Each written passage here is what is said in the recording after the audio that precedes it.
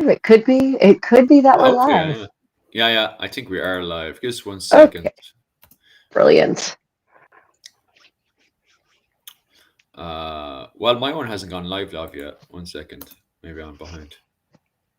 Yeah, it might just be taking its sweet time to do the Oh, thing. now it's clipping. Yeah, there we go. It just wants to do ads first. But there's no one in my chat yet, so it's grand. Oh, there's 3 people now suddenly gone in. That's grand. That's So I must have popped up in the notification. yeah. Those ads. Those ads are how we make our money. So. although not much, people are always surprised when I tell them just how little we creators get from those YouTube ads. Like, we get nothing really. Yeah. I think What I need to be doing next is annoying the sponsorship. yeah, it's all about the sponsor. The problem is that I don't believe in just I do not want to have to sell out, so I don't want to be hawking Audi cars or something, a product I don't believe in and don't use. But all of the artisans, all of the people who make replica medieval items, they don't have advertising budgets really. Yeah. So you can't really, the chances of us getting sponsors who are actually medieval people who produce quality medieval goods, replica goods, is pretty slim, because they just don't. They don't have multi-million-dollar advertising budgets. They have like a $20 advertising budget. So no, Jim O'Neill, we were having technical problems as usual. You know yourself, Jim. It's a case of, we're not up to the standard of 1984, where you can just get something and smash it on the floor and expect it to still work. Everything seems to be just delicate and breaks like no tomorrow. Yeah, exactly. It's and as Philip and I've often said, we don't study medieval history because we love modern technology. That's not. That's a fact. That is not why we do this at all. Yeah. No. Yeah. So we've got, there's been a lot of buzz. There's been a lot of news coming out lately. First of all, I guess I should say welcome and good morning and good afternoon and good evening.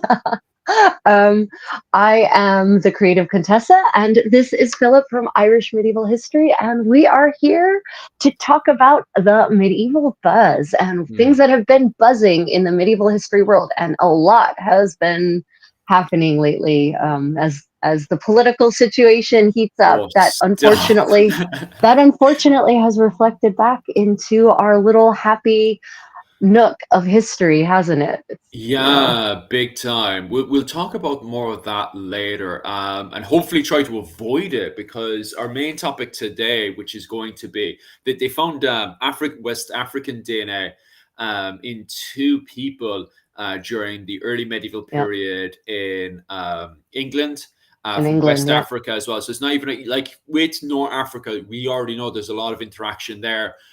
Within the Mediterranean Sea, surprise and shock. I know that there's radical red people, as I call them, that believe that Africa didn't exist. But that's how they talk. They're just like, you have England and then Europe that behaves like England. It's my God. And that's people's interpretation. Yeah. It is crazy. It's like, what do you mean? Why is it you think that the world was somehow disconnected? Like there's a wall somehow that runs right through the Mediterranean and through the gates of Hercules, and that there's no movement or interaction between Africa and Europe. It's a really bizarre thought. And I've seen some people invest some real emotion into this topic. And it's weird. Like, it's, for me as a historian, I try to be as dispassionate as I can about my subject, so that I maybe learn the actual facts instead of informing things I wish were true. And sometimes I'm disappointed when I learn that what I hoped would be the historical reality wasn't. But I just accept it and I move on. But there's a lot of people who can't do that. They can't. And the problem is, as you pointed out at the very start, is everyone's getting very political again. So when people are looking at medieval history, they're trying to get a propaganda agenda out of it. And I did notice from a political stance very early on, when this African story broke out, we did have people from a bitch about the red color side, a bitch about the radical blue color side as well, that are trying to promote that, pretty much everybody was black, when that's not the case either. And it's trying to get, it's trying to get the actual reality of what's happened here. And it is exciting because when they were looking through the graves and stuff, they looked through the graves of up, down. And this one I'm going to butcher, by the way. I keep practicing this, and because it's an Anglo-Saxon name of an area. Oh God, in no, England.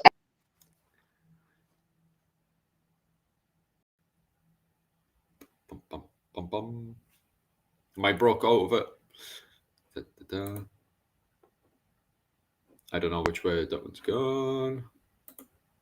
Oh no. Okay, yeah, my phone, my I don't know why, but my device has decided that streaming doesn't count as an activity, and so it keeps trying to turn itself off. Oh no.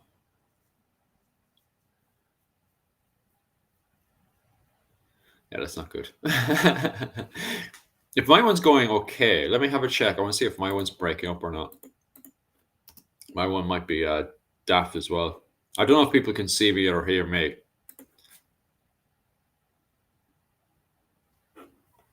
But if everyone can see me and hear me, hey Jim, how you keeping? How you doing? Probably talking to myself. Give me a second there. I took the wrapper off this, so now I can use it.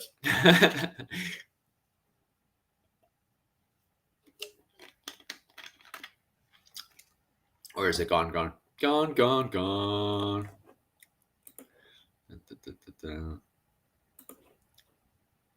No, I'm still visible actually. But regardless, I'll just keep waffling for the next 2 hours. Yeah. Okay. Oh no, it's back. Hopefully we're back. Yeah. Okay. So apparently this is why I don't like using my phone for this kind of stuff. Because I had to turn off the adaptive battery settings so that it will stop trying to turn it off, because apparently this morning live streaming does not count as an activity for my phone. So it keeps trying to shut the screen off. It shuts the screen off, it shuts the stream off. So yeah. God, I just want to go live in my 15th century village and make stuff. Why does my life have to be this way? Modern technology, huh? The joys of it. And then every time it breaks, it wants you to spend another, £1,000? Because, I could just chuck £1,000 at everything. That's how it works these days. No problem. No problem. I think that's what Elon Musk was telling us. It's like, it's okay. Just use your cake. Throw cakes at everything. Why don't you have cake? Why don't you eat cake? That's right. Enjoy your rich person's cake. Yeah.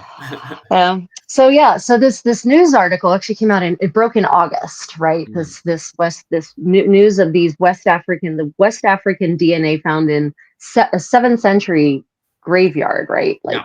Really exciting. Yeah, it is, isn't it? The one that's called Up Down, which is very close to London, by the way. It's just a tip off. If you go to London and then just go east of London to that edge, just before you hop over to, the Netherlands, it's a town called Up Down, right? So they went to the monastic settlement there.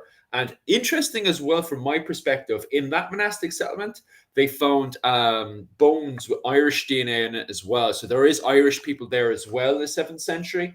And for me, I actually thought it was kind of shocking, because it's the southern part of England. If it was the northern part of England during the golden age of Ireland, I'd be like, oh, well, there's no shock there because of the constant movement between the Enale monastic settlements in the north of Ireland, because they're the dynasty of the Enale dominate Ireland at the time, and their main monastic areas are in the north of Ireland. Right. So it wouldn't surprise, and at this point, the Irish have set up places like Lindisfarne. They've set up a whole load of monastic settlements in the Northumberland. So I expect the old Vikings. But they've all set up monastic settlements in all those areas, right? So I wouldn't be surprised there. But the fact it happened in the south of England, and when the archaeologists were digging there, they were actually expecting to find Irish DNA, was actually a bit of a surprise to me. So furthermore, when they found someone with a hint of African DNA in them, I don't think it was their actual father. I think it was like their grandfather or something had African DNA, wasn't it? Right. It was like I think it was through the maternal line. Yeah. Yeah, there was, so it was clearly that this person was recently descended from, which is even more interesting because Mm, that shows that there was not just that there were, two Africans, a man and a woman who happened to be there, right? Like they intermixed with the yeah. local people. that Mm, is that is really exciting. And like you said, they found the Irish DNA, but the pottery was also interesting. They found the people were buried with Gallic pottery from Gaul, from mm, France. So, yeah. you've got Irish people of really recent West African descent plus Gaulish pottery. It's so international. 7th century England, no one thinks of 7th century England and thinks, wow, what an international place it must have been. But it was. Yeah, that's why it's so shocking to us because we have the depiction, and it's literally branded as the Dark Age in Anglo-Saxon England. That, the Roman Empire has collapsed, the Anglo-Saxons have come in as Right. mercenaries, they've usurped the Roman Britons, forced the Yeah. Roman Britons to live out in Wales, and these Right. people are practically living in mud huts. These are backwards German savages. What would they know Right. about civilization? And yet now we have towns that are revealing, according to the bones, that are very, very mixed, that may have had, Irish monks coming in, perhaps Irish traders. We're also seeing traders in, as you said there, trade coming in from Gaul. But the question is, where does this male DNA come from? From West Africa, wasn't it? Right. Yeah, exactly. And Yeah. it's very clearly West Africa. So I would like to emphasize that, so people are clear that when we say Western African DNA or we say Indonesian DNA, no matter what, when you're talking about geographical DNA, they're talking about markers in the Mm. DNA that are prevalent in certain populations in certain parts of the world. Just so everyone is clear, there isn't a West African gene. Yeah, There I isn't just an don't know the name of Indonesian, right? it. These are markers that are much more prevalent in populations in specific geographic regions. So, obviously there's room for debate. Okay. Mm, These are West African markers. Does that mean they were West African or not? Right. So there is some room for a debate. I don't want to overstate, I don't want to overinterpret the yeah. evidence is I guess my point. Yeah. So Uh, Toto Pei, you have a meme there on the Mixing Timeline Freaks. Could you elaborate on that one as well? Because I guarantee that's probably a funny joke for us. yeah, Because I, the I the haven't I haven't mixing. seen that medieval joke yet. Traveling troops and stragglers. So the suggestion is maybe that they were traveling troops and stragglers. So Oh m- yeah, yeah. maybe, but in the 7th century, we don't really traveling troops in 7th century post Justinian Plague Europe are not really much of a thing. Mm, So just to everyone, for those of you who are not tracking, there is the first like massive pandemic that is recorded in history is actually the Justinian plague in the 6th through the 7th century. It kills 90% of Europe's population. mm, It's bigger than the Black Death in terms of the percentage of the population it kills. And that's the event that actually brings ancient Roman technology and infrastructure down, mm, because after 90, and we know the Justinian plague. We have found the Justinian plague in graves all the way up into England and I think Ireland, oh all the yeah. way into Central Asia. So we know that this thing killed a large swath of the population. And so you go from having critical mass to operate the aqueducts and the baths and the plumbing and keep the roads paved, keep the lights on. And then Mm, after the Justinian plague, no, it's not there anymore. There's no more critical mass to maintain all of this ancient Roman, late antiquity technology. mm, That's actually when we enter a sort of dark age. yeah. Literally dark because like people are dying in droves. So I have not read much about traveling troops of performers. I have not found evidence of that as a phenomenon in the 7th century Yeah. in England because they're still reeling from the Justinian plague at that point. Yeah. Because even in Ireland, they reckon that's why they switched. So before the Justinian plague, a lot of people lived in those sort of for the most part, them kind of Bronze Age Celtic fortifications that you Mm, guys know from the TV. There is fortifications like in the Rock of Cashel, which is very Roman style. It's more of a Hiberno Roman. style fort that you can see in the Rock of Cashel. Even the name Cashel is a huge indicator that Oh, this is a Castell. Is yeah, it from? that's the Yeah, one. That's the yeah, nail on the head. So yeah. we do have kind of Hiberno Roman style fortifications in Ireland because Ireland is now going into a golden age. Mm, However, what is very shocking with the Justinian Plague that we can see recorded in the Annals of Ulster is there's like a massive hiccup that happens because the plague comes in and smashes around the place. it does. Diarmid MacCurbal, who is the High King of Ireland at the time in Irish, the Heroic, which basically means he's the man with the biggest stick on the island. You have a bunch of war bands, and basically everybody's just like, hey, let's follow this guy. He's kind of got the biggest stick on the island. So you have a Fair, word that reflects, yeah, it's the early medieval period, you know. fair. We just go around following the guy with the biggest stick, and that word is the word heroic, which if we were to directly translate it, it would pretty much mean, high king, man with the biggest stick. And at the time, that was Diarmid MacCurbal. And the problem is that with this kind of style of governance, it's a case of you can easily be usurped. It's not like in Hmm. England where there's a centralized monarch, and you know that God has, both by his bloodline and the fact that God has literally put him there, he's somewhat secure to a certain degree. Obviously, we see a lot of usurpation in medieval England much later on, but there's a certain level of security there with a centralized king. That's not the case in Ireland.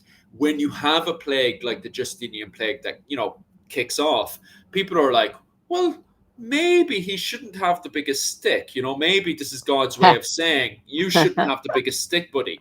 So Right. he's, especially when he's actually a pagan. He's not even a Christian yet, right? Wow. Um, Okay. this plague, actually, funny enough, it may be one of the reasons why, plus with the rise of Christianity, maybe why he switched over to Mm, Christianity, because he's actually the last pagan king, which means he switches over to Christianity. And what's interesting is that as he's switching over to Christianity, which may be the fear of the pagans looking at him going, maybe we should sacrifice you to one of the pagan gods, which, by the way, is a huge thing in Ireland. You can find that with the bog bodies, where they sacrifice the person by the neck and then cut off their nipples to, yeah. disqualify them as king, and then chuck them into a bog. Diarmid MacCurbal is probably thinking to himself, yeah, I don't want to be sacrificed. So he very quickly, with Yeah, that's right. yeah, Look, with I'm Christian. We don't do yeah, that yeah, anymore. exactly. So himself and Saint Kieran are just like, because Saint Kieran suddenly appears and goes, I have a great idea, right? What we could do is start building these things called monastic settlements, and they can replace the cities, right? So they go around in the middle of Ireland. They Right. build what was it, Clonmacnoise, and then they have a big ceremony to convert Diarmid MacCurbal from paganism to Christianity, and they erect a cross. And on the cross, you can see Diarmid MacCurbal holding Saint Patrick's stick on one side, and Saint Kieran is holding it on the other one, and they're basically saying, "Hey, look, God said it's okay. Don't sacrifice me." And what they do as well is, so the monastic settlements are going to be assembly points, is where everyone comes together. And because this plague is ravaging around the place, we'll leave all these big Bronze Age settlements that we've been living for, there for about 3,000 years or so. We'll just leave them. We'll abandon them, right? Right. And instead, we're going to live in small little Irish ring forts. So what you see is that pretty much, the equivalent of an Irish clan, which is called a tuit, which directly translates to a tribe, but I don't really use a tribe too much. I use Yeah, clan instead. that comes with so many connotations that Yeah, lead people to misunderstand, right? yeah, Language is complicated, and yeah. unfortunately, the old Irish word has very specific Mm, dimensions that none of the modern English words really encapsulate fully. yeah. So most of the time, I actually, when people say to it, I say clan, although the direct word to it is actually tribe. But that's because, Right. as you know yourself, it goes back to the old Bronze Age tribes and stuff. Yeah. So I say clan, and it's not a clan as in a European style. It's more of an Irish style, which is kin group, which is linked through marriage. What was it? Marriage alliance, hostages, and adoption. So when you go into Okay. someone's ring fort, you're not just going to see a family. The family is going to be mixed with people from all different families that are taken as hostages to make sure, the other ring fort down the road does what they're told to do. Right. And you take a tribute of cattle as well from them as well. So you take hostages. You also adopt your children up to, a clan that you trust. You're saying, I like you so much, you can have my child and I take your child, so Right. it's very mixed Yeah. there as well. And of In course, in English, we call that in the medieval system, we call that fostering, and it sounds, completely benign and friendly. But there is definitely an aspect of, I have your child, you yeah, have my child, so dot dot dot. yeah. Don't rebel. But regardless, what happens then is that you have all these ring forts dotted around the place. So instead of having just one big, massive Bronze Age, big, massive fortification where everybody's there and everybody gets the plague all at once and we're all wiped out, Right. the new plan is we have, and this is allegedly the theory, we have ring forts all over the place. So if one ring fort or one clan gets the plague, that's it. They keep the plague to themselves and no one else gets it in that area. So that's the effect that the Justinian Plague has in Ireland, especially going into its golden age. That's why, like if you take Japan, for example, they have big, massive cities. Like in this era, it's so interesting because at the same time in the 6th century, Japan also gets the idea of cities, civilized. We'll start Right. building cities. But it's so funny because Japan is not a warring state yet. It's still actually really peaceful. And you can tell that because when they build walls, they're only building walls as a ceremonial thing to say, this is the civilized spot where I live, and this is nature. They're not built, like they're literally just small little garden wall. Like they're tiny, like they're Right. only Right. a It's foot or it's something. it's vestigial. Yeah. Yeah, It's symbolic. yeah, that's 100% it. And which is so funny. So you see this big, massive cities appearing just up around where my wife is actually from, up around the Nagoya area. You see all these cities starting to appear up around there.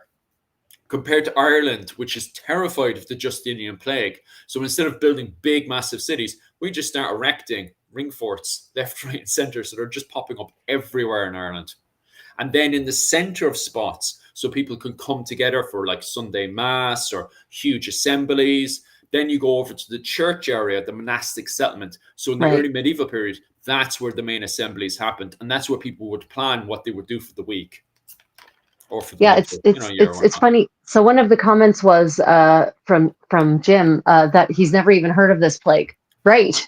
Yeah. So many people have not heard of this plague. It's unbelievable. It's a pivotal, it is the thing that actually triggers the dark ages, the dark age, which is much more shortly lived than people think it is. Mm. But I would say that if there's any time in European history post sort of the last 2000 years in European history where there's a dark age, well, it's now we're entering a dark age, but also during and right after the Justinian plague. Yeah, it's a dark time, and Oh it's yeah, for and sure. and so finding these, that makes it more interesting to me that it's the 7th century grave that has these, bringing it full circle, that has these bodies with Mm. West African DNA in the wake of the Justinian plague, to me Mm. is even more remarkable.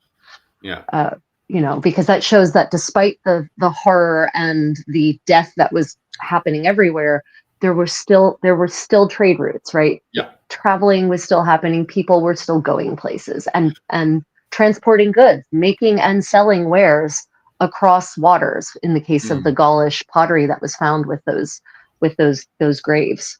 Oh, huge time because that's one of the leading theories. Because West Africa at the time is also having a golden age as well. Like Hmm. Yep. these are literally referred to as the golden kingdoms, and Right. this is where it does get exciting because it's not like you can just hop on a boat from West Africa and then just suddenly appear in England. In England, I know there's some people out there with agendas are trying to make out like West Africa was easy to get to.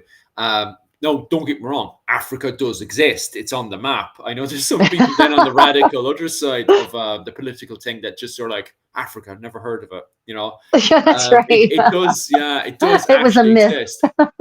It does actually exist, but it's not easy to get to. First and foremost, like from a West African perspective, it's always a case of, why would you go to cold, dark age England when you can live in nice, comfortable, warm, golden age Africa? Like, why would you do that? That's your Yeah. first opening question before you even venture off. So let's say, oh, well, I've got all this gold here, I've got all this silver, and I've got other resources that I need to trade with the wider world to make even more money. So what I'll do is I'll head up north, and you continue heading up north until you get to the northern realms. Okay. The thing is that from that point, you could just trade up all your goods and then just go home. Right. So Right. then you're into the question of, why would I venture up again? Now, as you said there, this could be because if you're going to like gamble billions in trade, right? Well, the equivalent today is billions in trade.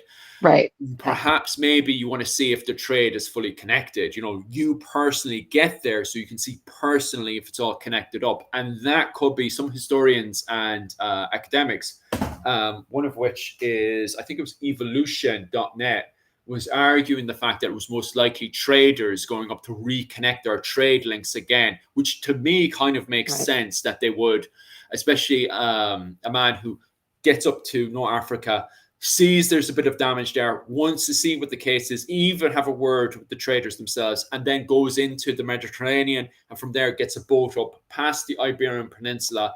I think it's the Caliphate is pushing into the Iberian Peninsula at that point as well, which would have made trade Yeah, easier so for him, wouldn't it? the Caliphate gets there. This is in the 8th century. So they come in Oh, like the early 8th century is when they push up. So in the yeah. 7th century, they're that's the 7th century is when the Caliphate is spreading across North Africa, Mm, but they don't push up into Spain until the early 8th century.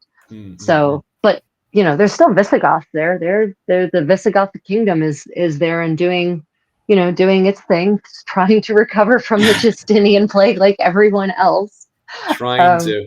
But I yeah, I suppose mean, with traders coming in with fresh goods and more money to spend, it would have been seen as a very delightful thing to do. Even if this guy was, perhaps a full on alien to them, it probably was, seen as a pretty good thing. Plus, at that stage, it's not like they're entirely ignorant. They would have known from Latin text and Latin oh, teachings yeah, of people from the West African area. So it's not like they're dealing with a complete alien when you have someone from West Africa suddenly appearing, trying to reconnect all these trade goods in again, yeah, from yeah, the Iberian yeah, Peninsula.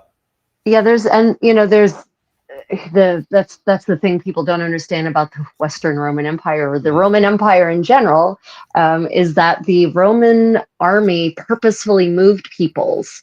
mm, So if they had soldiers in North Africa who were North African, they would purposefully like take their whole unit and deploy them to a different part of the empire, mm, so that you maximize different abilities, but also minimize the ability for, say, a military unit to take advantage of local family connections mm, and try to hijack some part of the government. mm. So, and there were absolutely North African Yeah, Romans who were, what we might call Berber now, or a variety of other ethnic groups. And we do know that there were sub-Saharan Africans in the Roman army. yeah, So, there's this idea that Europeans would have been, shocked and amazed by a person with dark skin, not unless they were like born on an island in the middle of, the North Sea and had never seen other humans yeah. before. Which you do, like, you can't fully say, as the example you pointed out there didn't happen, because we do have examples of that also happening as Yeah, well. sure. As Metatron had pointed out, there was an emperor that was shocked to see a West African. He was he stationed? Maybe you can correct me on this one. I think the emperor was in North Africa or something, and he's seen a West African man for the first time, and he was just shocked. He was just like, "Ah, what the hell?" Because he'd never seen one before. So there is examples of people suddenly bumping into someone Sure. from West Africa and their brains not being able to digest it. So I'm not saying A- that Absolutely. everyone was fully, on board with, their brains could fully digest someone from West Africa. But at the same time, we do have people that would see someone from West Africa and be like, oh, okay, so how are you keeping? Yeah, exactly. I mean, it's the same thing today. There Yeah, are. Did I ever tell you the story? My ex-husband, when he was in basic training, yeah, um, he actually had. This was back in the 80s. He actually had a one part of his cadre, his cohort, was one of the gentlemen was from Appalachia. Yeah. Appalachia is rural eastern mountains of the United States. Mm. And this boy, his first pair of boots, and he was a boy, he was like 17 when he enlisted. His Yeah. first pair of boots that he'd ever owned, he got from the army. Yeah. And there was, they were standing in formation one day, and this young Yeah. man kept like craning his neck and looking down the line and looking down the line and looking down the line. And then he did the unthinkable. He broke formation and he walked down, and the drill sergeant was so shocked that he didn't do what drill sergeants used to do, which would have made him do like 3,000 push-ups, right? Yeah. He watched as this boy walked down the line, approached a black man who was also one of the recruits, walked up to him. He actually, and with no hint of racism, genuine curiosity, ran his finger down this man's cheek and looked at his fingers in amazement that the color from his skin did not come off. And then he went back to his slot in line, and everyone was so shocked that no one did anything. Like the drill sergeant should have been issuing a million push-ups. There should have been a fence. There should have been, but this boy was so isolated from such a rural, non-electrified part of Appalachia that he had never seen a black man before basic training.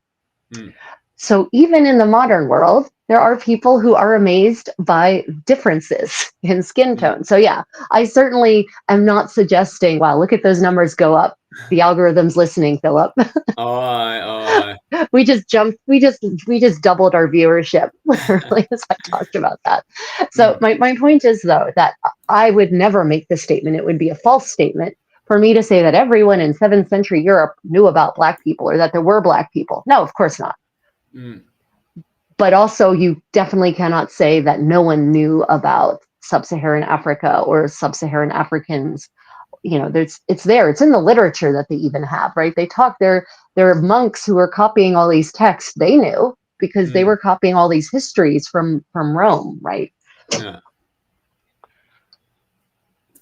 God, I was going to say something. Oh, yeah, I was the same as well. I was kind of lucky though, because I was when I was a child, I was about 7 years of age, and I went to an Irish school. And in the Irish school, there was a girl from Jamaica there. I think it was her dad was Irish, but her mother was, because she was Jamaican, she was a mixture of both Irish and I know one of the original plantationers. And right. So she was a mixed child, and my brain, I was only 6 years of age. My brain didn't notice that she was a different color whatsoever. It wasn't until I was much older that my brain was like, oh, you're Jamaican, because she had an Irish accent, because she was a baba, only a baby and stuff. And it wasn't until years later that my brain was just like, you're not the same color. My brain just, little babies are 5, like you just, as different hair types and stuff, your brain just doesn't pick up on different skin colors until Yeah, it later doesn't on. care. Yeah. And I'm not the only one. I remember it was to say, I was talking to a kid from, not a kid from New York, Yusuke. He's about the same age as myself, and he lives in Tokyo. But he did, when he was a child, he grew up in New York. That's why he's got a very good North Atlantic accent, very neutral accent in many ways. But you can tell it's a nice upper class New York boy. Right. Although his parents are, he's born in Tokyo, and his parents are from Tokyo as well. But when he was a child, purposely he was brought to New York so he could have that beautiful English accent on him. And wait, to have the beautiful New York accent. Well, clearly you're that was talking his about the words, no, upper. not mine. You're talking about the upper crust of New York society, Yeah. not the hardcore working class No, New York no accent. offense to anybody in the comment section there. We do love you, but no, his parents purposely put him up in a very expensive upper class school. Yes, But yes. Yusuke, what was it called? When he was a baby, his brain just did not register different colors and stuff, different skin colors and stuff. He just, because they were all upper class people from India, different various places in North Africa, different places in South Koreans America, too. A lot of my Koreans, friends yeah. send their kids to those schools. Yeah. Yeah. So he purposely was very, very neutral. So his brain didn't register. It wasn't until he was 18 and went back to Japan and noticed how people were interacting with strangers that were coming Mm, into the community. His brain was like, that's the point where he was like, wait, it's not normal to be mixing with people. What's going on here? It's right. just, for him, it was very, very funny. And when he said that to me, I was like, yeah, that's how it was for me and that Jamaican girl. Like I used to sit next to that Jamaican girl and talk away to her for ages, and little 5-year-old Philip just did not register. It's same again. It's not until I went to England and stuff, and people were talking about outsiders, that my brain was just like, "Oh, we have to treat outsiders differently." Okay, right, gotcha. Yeah. And also why?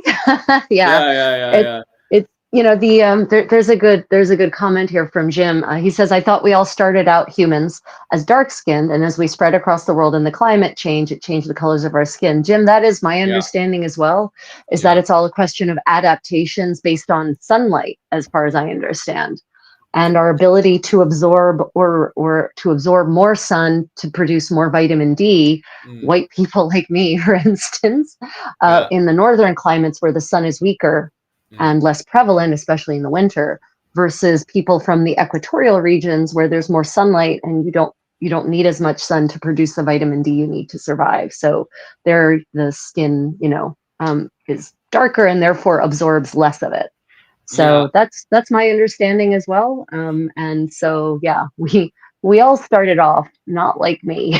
yeah.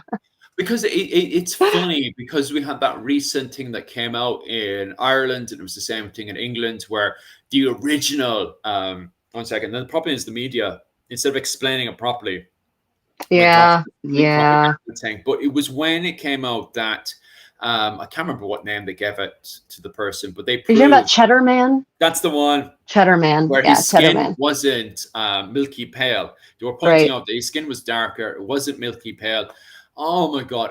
To be honest with you, I thought that was common sense. I thought that people knew that we had traveled. And the biggest one being, if you even read the opening chapters to the Bible, the thing is of us traveling and our pigments slowly changing over time. I thought that was explained in the Bible. I remember being in church and the priest explaining, "Oh, we came from the Middle East or wherever the Bible claims we came from, and then we kind of went out from there. I think it's the border between Africa and the Middle East. I around the Kenya area or something like that. That's what the priest was explaining to us when I was, I think, about 7 years of age or something. And then we went out from there, and our skin would have changed over time. Like I thought that was taught to everybody on Sunday Mass. So when people were just like, what?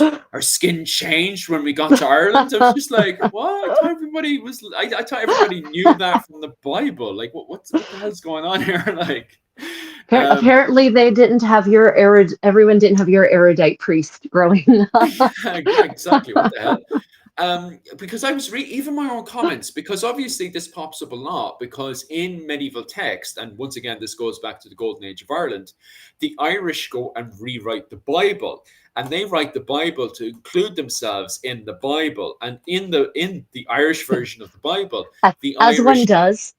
Yeah, why not? It's called the Book of Invasions, and it starts us off with us saying, waving goodbye to Moses and Right, saying, right. "Okay, see you, Moses." And then instead of going from Turkey to France and then over to Ireland, it's a case of us going from, which is actually, weirdly enough, actually not half incorrect, because we did actually go from North Africa to the Iberian Peninsula, modern day Spain, and then from Spain up to Brittany, and from Brittany over to Ireland. So it's actually not that bad. It was actually, what's it called, pretty accurate. But regardless, my main point being is that, skin would have changed as we were moving, through the sun and stuff. Skin would have shifted and changed. I thought that was Right. common sense, but I don't know. Some You people you just think you it's would you memo. would think so, but Yeah, there are many people who also think that Jesus was blonde-haired and blue-eyed and as pale as I am. So, yeah.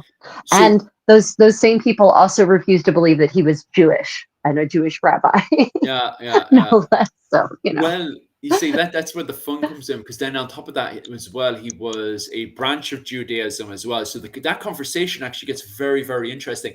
But I don't want to Yep. go on the conspiracy side of things and then get myself in trouble because I don't specialize in Yeah. theologian Oh, stuff. I find it interesting. you're talking about that he was in a scene, one of the rebel part of, hypothetically, maybe part of the rebel, one I of the didn't rebel hear about groups. that. I want to know about that one then. Oh, Are we yeah. allowed to talk about that, or will we get into Are we trouble? allowed? I don't know. I Let's don't see know what either. happens to the algorithm. But it's not that. It's because you see, I don't like having. I don't mind getting into conversations where I get into trouble if I know what I'm talking about, you know.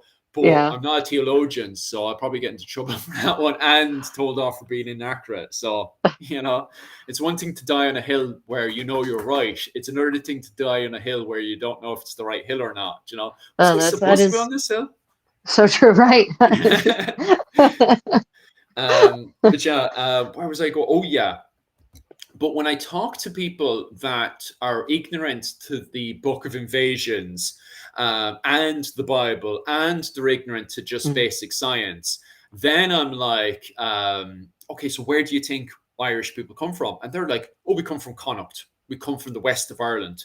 And I'm like, oh my God. So you think we actually emerged out like a potato? And they're like, yeah, like potato people. And I'm like, oh, Jesus Christ.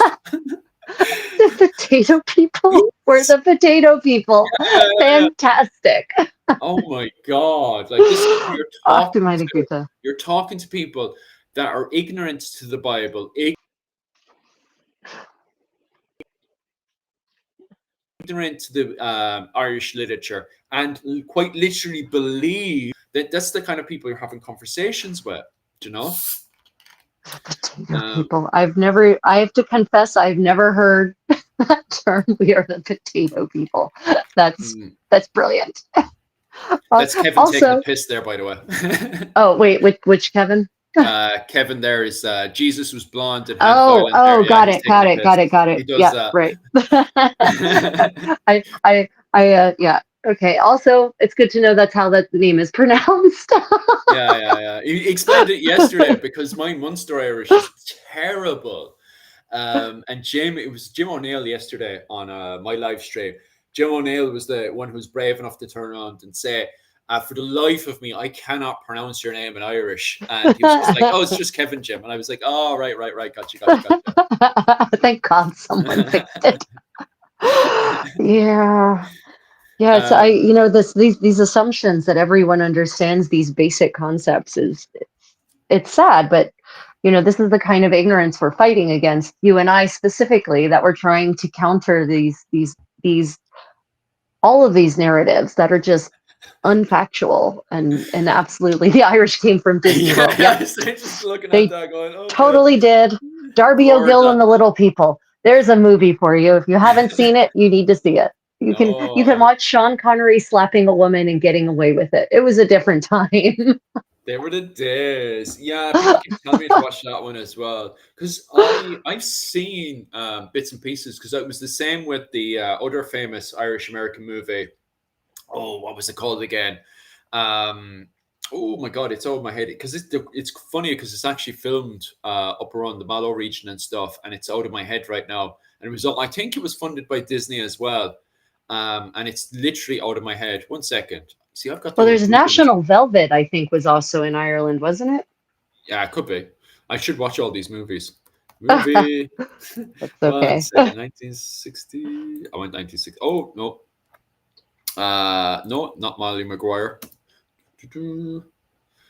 No, no, Molly Maguire would It's take like place in the The U.S. Quiet Man. That's the one. You've heard of The Quiet Man, haven't you?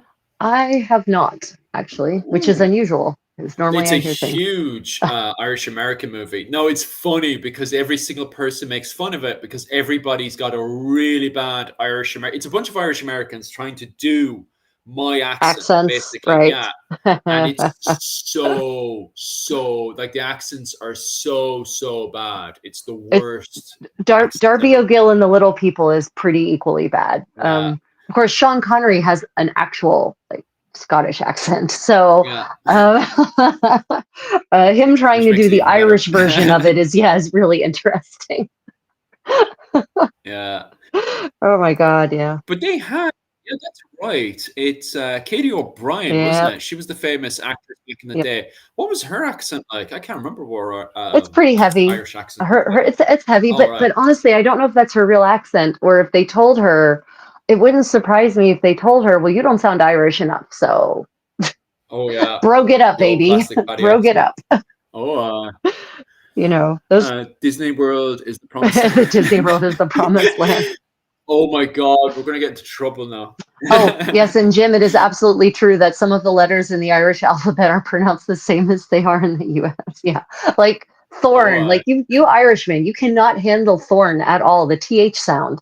You just Thor, can't do it. You just Thor, it's not Thor. so many of my Irish friends can't say three. They say tree, right? They can't, Stop it. it's like, My favorite, my favorite is definitely turd because I yeah, like you say it the say way I turd. normally do, and yeah, and then suddenly people will put up like because you see, there's no Irish king that has a third on it because we normally move on to a different king by then, or a different dynasty is taken over. So we put in, either Christian names or we chuck on some of their dynasty names. But over in England, they have the likes of Richard Yeah. III or Edward III. So anytime I'm using the word third, it's always for English kings. And so it adds to the banter because third is always a shitty king anyway. So like Edward III in Ireland, he's the villain. So that's grand, chucking a third there. And it's the same thing, even worse again, with Richard III. Yeah, chuck a third in there. So it adds to the banter. So sometimes I'll wake up because I do these things before I go to sleep. And I'll wake up and I'll have a load of poo emojis on it.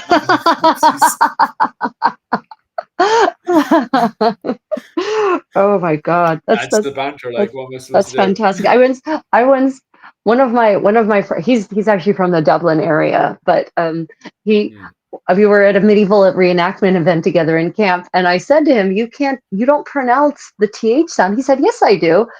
And I said, "Really? Okay, say three." And he said, "Tree." Okay, I said, "Okay, now now pronounce tree." And he said, "Tree." And he said, "See, there's a difference." I said, "There is not a difference between There is a difference. I don't know what you're talking you are about. putting me All on, you sir." people with your language.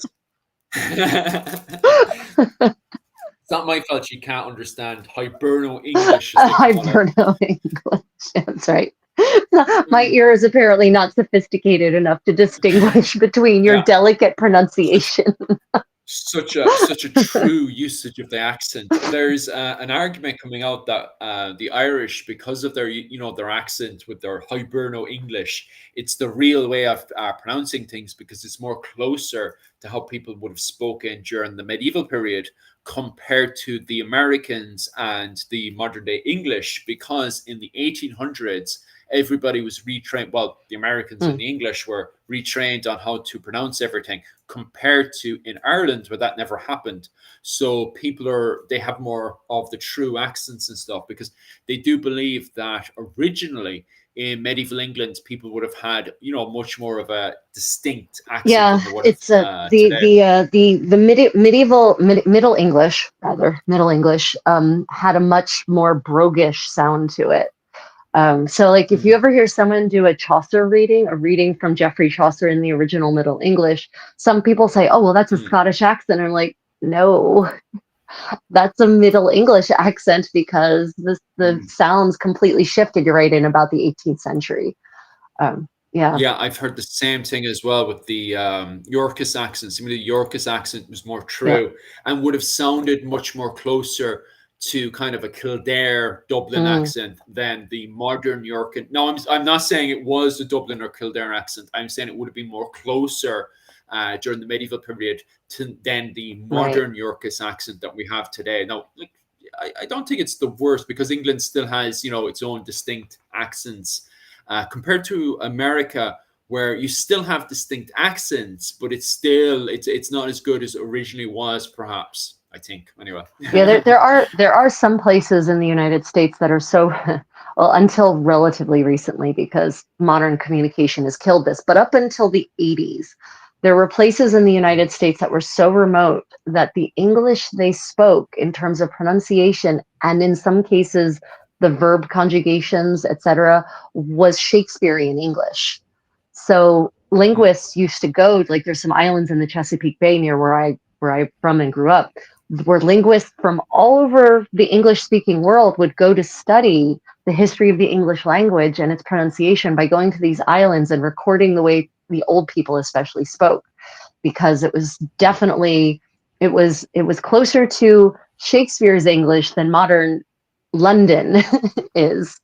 Right. Mm. But, of course, now that everyone has smartphones and YouTube and all these wireless forms of communication, I'm pretty certain that that manner of speaking is probably dying out, even in the remote parts of the US. Yeah, it's wild, especially with the machine AI Oh, God. voices are popping up Ugh. now.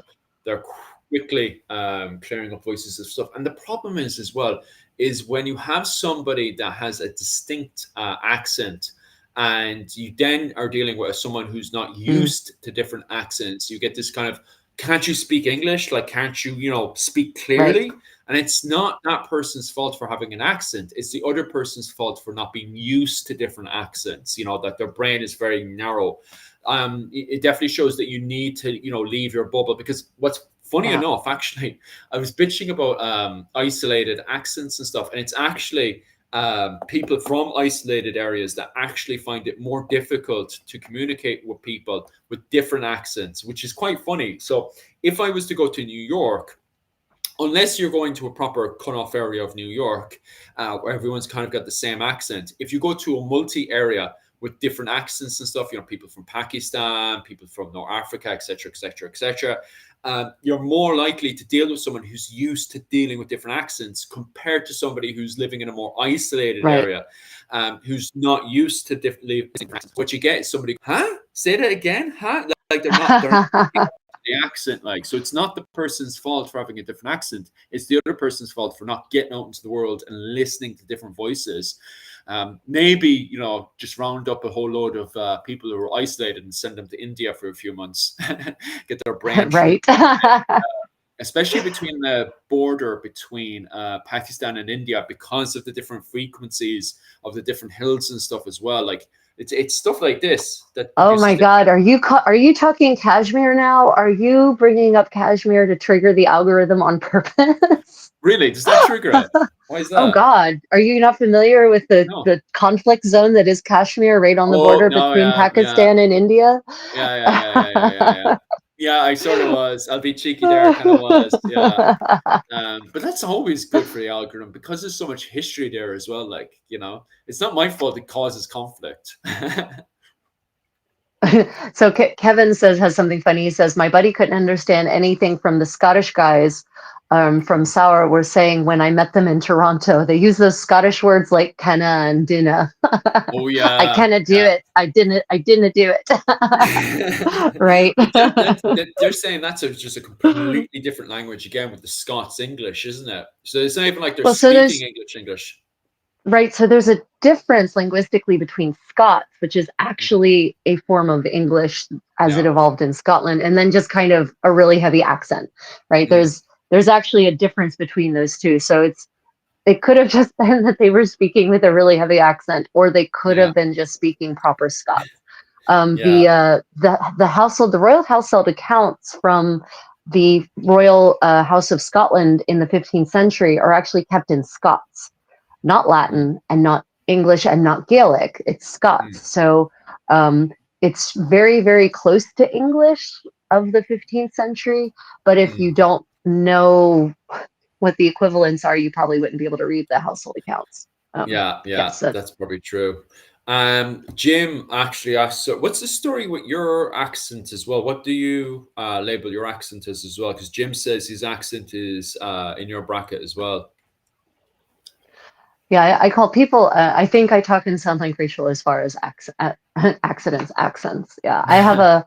I would. Some people wonder where I'm from because I don't Mm, have a purely American accent. I have a unidentifiable. I refer to it as the mid Atlantic, and I don't mean middle of the East Coast. I mean like the middle of the Atlantic Ocean, because the mm. longer I've lived outside of the U.S., the more my accent has migrated Uh, to something else. that makes sense. All Yeah. right. Like my accent as well between Irish people can be quite hard to pin down as well because I talk with a very kind of I wouldn't say pot because I'm not posh posh, but because my dad was in the military and stuff as well. But it's kind of posh for the region that I'm in because it's like because Cork people are like, "What's the crack, boy? How are you keeping, kid?" It's very kind of Very whiny, very yeah, nasal. yeah, yeah, yeah. But my accent is between Cork and Limerick, which is all kind of, kind of, what's the crack, boy? How you keeping? People talk like that. And I don't. I talk, me and my dad talk very kind of clear, more like an army officer. Although my dad was an engineer and stuff, he wasn't like army officer. But at the same time, a lot of my family have gone off to university, talk to a lot of doctors and stuff as well. So maybe that's why we kind of have more of an upper class kind of southern accent rather than a kind of what's the crack, kid? How you keeping? Well, So I do get yeah, I certainly don't have the accent of the place where I grew up. There's this yeah. thing called the Sussex County accent in my home state, and Mm, I do not have it in the least. You yeah, would yeah. never know I was from Sussex County, so I Mm. understand that. Yeah, yeah, yeah.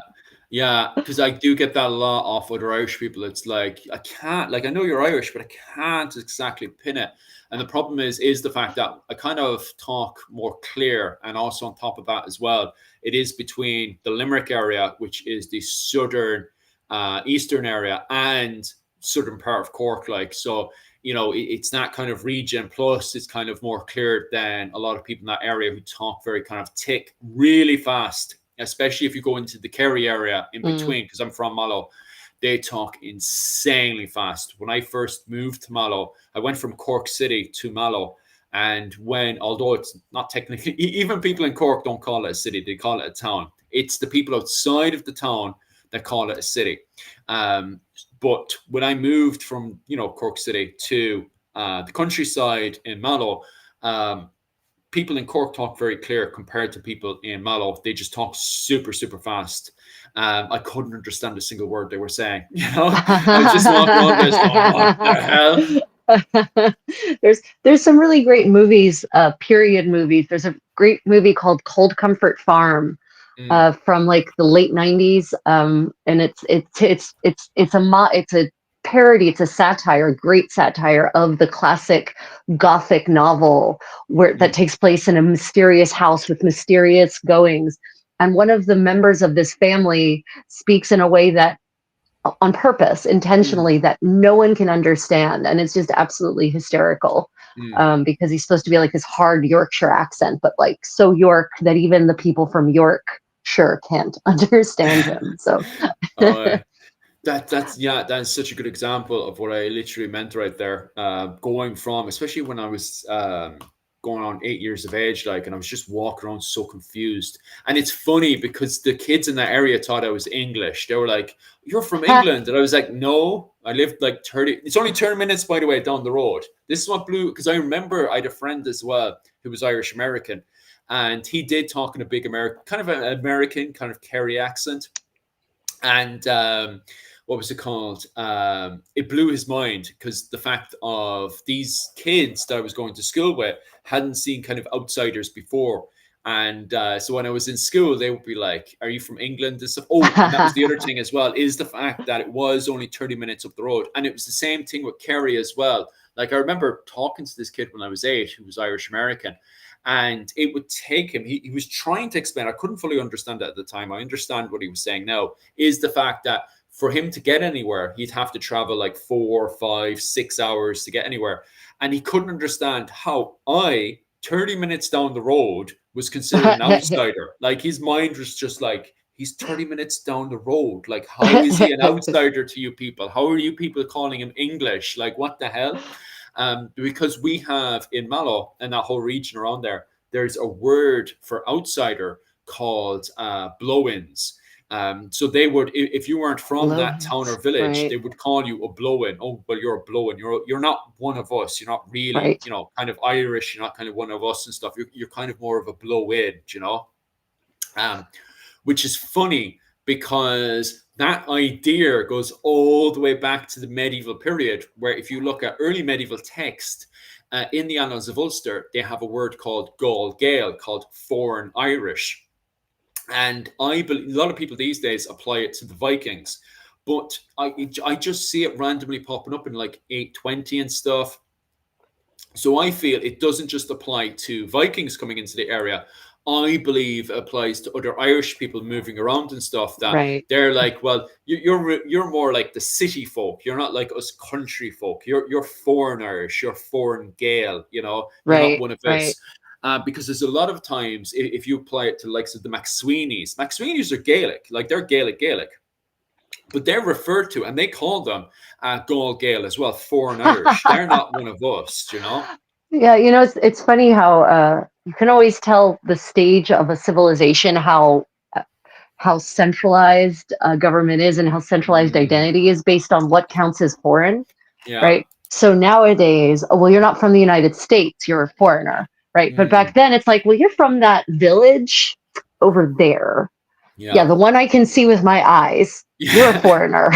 Yeah. That's so true because it's crazy because then when you go into a city, you could be driving 4 or 5 hours or so inside of a city and it's still New York. Oh, you're still from Yep, New York? Yeah, I'm yep. from New York too.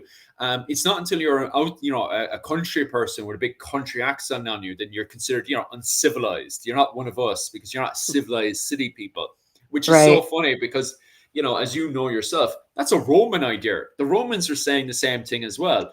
Yep. Because these days many people apply, as you know yourself, apply nationalist terms to the Romans. When they see the Romans saying you're non-Roman, people are looking at it. Oh, he didn't have a Roman passport, and that's not the case at all. It was the fact No. that the Romans had seen themselves as civilized city people, especially if you were from Rome. If you were born or even lived in Rome for a certain period of time, you were considered the peak of civilization because it's like saying that you lived in New York for a small period of time and you Right. knew which way to stand on an escalator. Once you know to stand on an escalator, peak of civilization there. That's You're right. one of Yes, you us. are. You know. The first time I was in London is when I learned how to stand on the right side of an escalator, and I had a Seriously? friend. Oh, Yes, wow. yeah, because there's in Dublin, it doesn't really. Dublin claims it's a city, right? And I don't know what Dublin is like now, to be honest with you. But anytime I've gone up to Dublin, I always make fun of people from Dublin because they behave like they're city people, but they're more like townies, to be honest with you, compared to when you go over to London. And I remember when I went over to London, and the first time I learned how to stand on an escalator correctly, my friend from London, he's half Irish, half Jamaican as well, right? And he was so proud of me. He was like, "This is how you be civilized," and I was like, "Geez, what's the big deal here?" Like, Oh, yes, you see, big progress, Philip. Good boy. You get a I'm now biscuit. civilized. Yeah. I love how the comment section is like, wait, there's a right way to the escalator? Yeah. So yes, yes. Okay, I would like to put this out there now because you assholes who stand on the left side of the escalator piss me off so much You because uncivilized barbarians. because the left side is for the non-lazy people who want to walk up the escalators, and the right side is for the lazy people or the people who can't, in fairness, Mm. who don't want to walk up the escalators, who can't walk up the escalators, especially if I have no stair option and you are blocking me on the escalator. I will curse you and every generation going back 10. But I it's have just feelings about this. it just blows my mind because I remember what was it? His name is O'Mahony, and he was there just the whole time. It was like, "Oh, I hate these non-Londoners," and it was the same way that his ancestors back in the Roman era would have spoken when they seen an uncivilized, unfashioned. Because this is what's funny about cities as well is they can always tell the outsider because he's not wearing the latest fashion, and it's like that's how the Romans were talking. Like Jesus, we haven't evolved at all. Yeah, for me, it's just I don't care where you're from. Use the escalator properly, damn it. You uncivilized barbarian. Oh no, it's really funny. In Korea, the escalators actually have a lot of them have a yellow line going down the center so that Mm, you know this is the right side, this is for standing, and this is the left side, this is for going. yeah. Oh my gosh. No. Okay, let's bring the conversation back to our topic today. Oh, yeah. It does kind of fit in there because this is Yeah. what blows my mind about this West African DNA as well. Because instead of finding, like, don't get me Oh, wrong. actually, first off, let's reintroduce the topic because it's been a while. So everyone, we're talking today about the multi-ethnicity of medieval Europe, the evidence for it. Africans' presence in medieval Europe, and we started off with this amazing find that was reported in August of these two skeletons that were found in a 7th century English grave that have very clear West African DNA markers, and that they were not even the West Africans themselves, but they were the grandchildren of West Africans. Mm. So yeah, so that's where we were. Okay, so Philip, Yeah, continue. and we were just saying how most likely, if you went to certain articles like evolution.net and stuff, they were pointing out that this was most likely a reconnection of trade from the Byzantine Empire. So these West Right. Africans, I was saying as well, most likely what was going on is that these West African men wanted, because these guys were investing a lot of money. They probably personally went from West Africa to North Africa into the Mediterranean, where the Byzantine Empire was trying to reconnect itself, and then up into England to make sure all that trade was happening. And from there, Right. they would have, gotten with local women. Did they settle down? Perhaps. I don't know. Yeah. Because Yeah. Yeah. I mean, yeah, exactly. How often do sailors leave a little something behind I was thinking after that as they well. after Yeah. they go away? I was thinking that as well. And it's from my perspective as an Irish medieval historian, that's quite exciting. But I'll just jump back to the civilized, non-civilized thing. It's exciting though, because these weren't skeletons found in a city of London. These Right. are skeletons. One was found in Updown, which, don't get me wrong, it actually would have been a part of the trade area, Right. just east of London in Updown. It's such a funny name as well, Updown. Up down. Yeah. English place names are some of the funniest ones, right? Like Oh, Berg on the little hill. On the little mm, hill, you're like, that's your town's name, Berg on the little hill. Really? yeah. Okay. And so I'd say, yeah, that's interesting enough. And don't get me wrong, I think that's the one that had Byzantine. So it was kind of more Greek DNA, well, modern day Greek DNA, which is the Byzantine Empire, East Roman Empire, right? So Right. don't get me wrong, that DNA was very, very mixed to even start with. And that DNA also had Gaulish DNA as well, as you point out with the pottery stuff as well. So Yep. that one, that makes sense as a massive trader family, okay? And I think that was meant to be an elite burial anyway. I think you were Hmm. saying with the burial goods of the pottery. The second one was out in the middle of nowhere. From my opinion, maybe it was somewhere really important. It was a monastic area as well, which I'm going to butcher now because it's an Anglo-Saxon name, which is Warnt Malt Tavers. Okay, Wart Malt Tavers. All right, that's what it is. It's Wart Malt Tavers, and that's what it's going to be. um, but that was a monastic settlement, and that one's even more exciting again because that was a local girl. So the other one, they have a pretty good idea that was a high status, most likely a trader. If you look at the DNA, it's Gaulish, it's Byzantine Empire, most likely a trader family. The other one seems to be very much a local girl. So this local Right. girl had father from her father's side, West African DNA. So that one is very, very exciting that this person lived out in the middle of nowhere and would have been a mixed, of mixed skin. So that one, and the fact that this person was buried inside of the monastic area shows that this person, this person wasn't born West African and went, oh Jesus, this is a creature, throw it in the bin. And I know Right. that sounds very, very bad, but at the same time, the fact she was buried in the monastic settlement shows that that local area wasn't racist. They weren't turning around and says, sure, we're all a bunch of racists now, we'll throw out the West Africans. That doesn't seem to be the case at all. It seems that this person was taken into the local society of Right. this local Anglo-Saxon village and was looked after.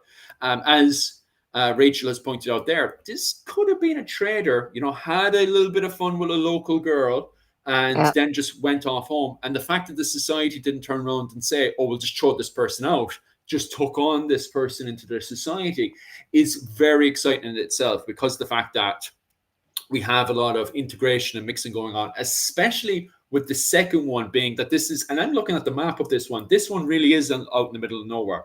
The first one, you could turn around and say, well, that's part of the trade route going from London to the Byzantine Empire to the Gaulish region. Right. It's connected.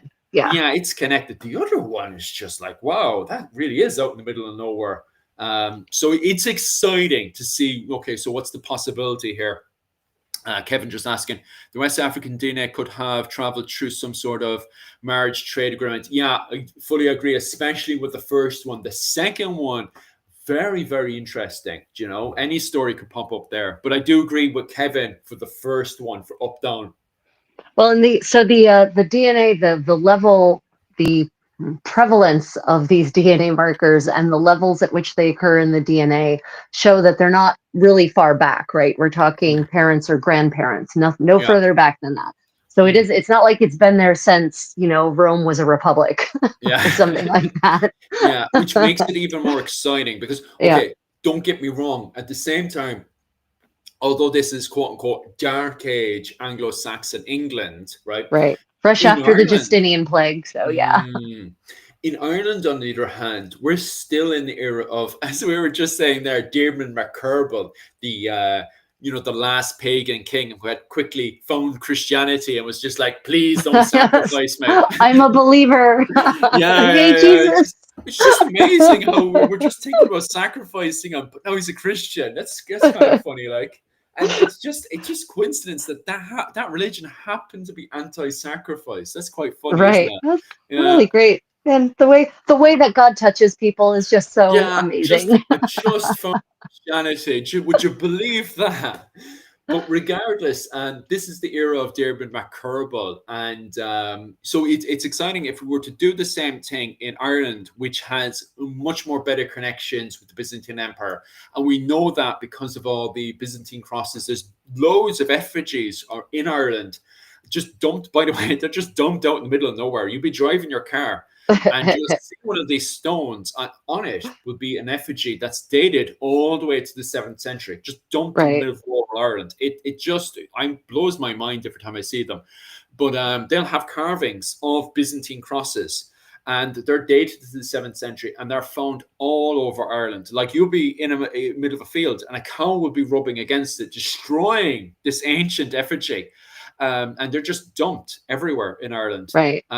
But we know from all these effigies that Ireland is very much connected, not just because of the literature, because of the Annals of Ulster, which highlights our trade with the Byzantine Empire, but also because of all these effigies of these Byzantine crosses that are found everywhere on Right. the But I mean, island. also the Book of Kells is full of people wearing very clearly, heavily Byzantine influenced garments, right? Yeah, big So, time. Yeah, they're definitely not wearing the tribal fashions, yeah. right? They're yeah. So the connections are very clear. I mean, it's obvious, and there's actually a good question.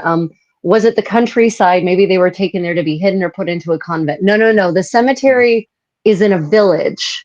It's a cemetery. It's not just, they didn't just find a single body kind of hidden out in the middle of nowhere. This person was buried with lots of other people. So it's Yeah. not a question of them being isolated and hidden. It's just the village that was part of this, that was connected to this cemetery, is just not on the trade routes, is our point.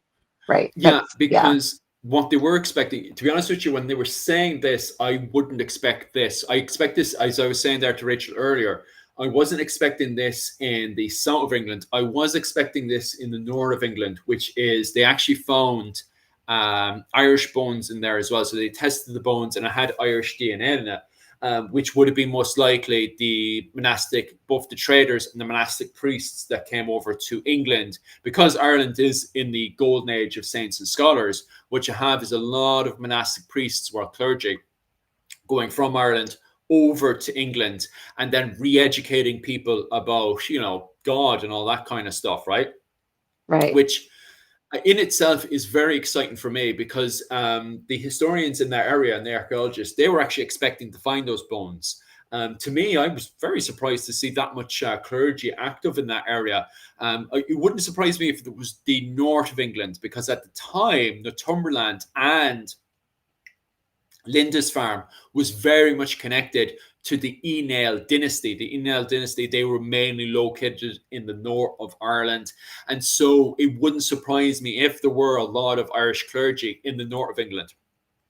Yeah, But it does absolutely. surprise But me that yeah, there's that makes sense. But the Irish DNA in the South is just further evidence of what you and I have been saying for a year now.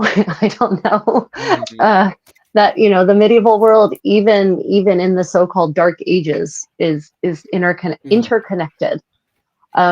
There was some good questions here. One I can answer: were the Julian pipes not originally brought in from some form of trade? So the bagpipes.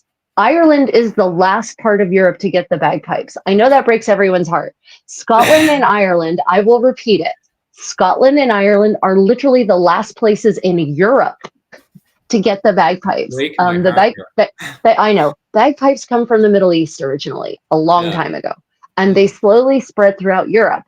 Italy gets them first, Spain gets them first, then France and Germany, then England, and then Ireland and Scotland. Literally, everyone else has had the bagpipes and basically kind of moved on from them by the time the Irish and the Scottish start playing them. That's lousy. So, yeah. That's So lousy. a lot of medieval dance music is from Italy is played on the bagpipes. Mm, I know that kind of shocks everyone to hear that, but they're actually the word for bagpipes in Italian is in 15th century Tuscan is piva. It's also a dance. So mm. yeah, absolutely. The bagpipes no doubt reached Ireland and Scotland through trade routes. That's probably how it went. Or some Scots or some Scotsmen or Irishmen went on crusade and encountered the bagpipes and brought them back, right? Yeah, But which also could have everyone happened else as well. everyone else had them first.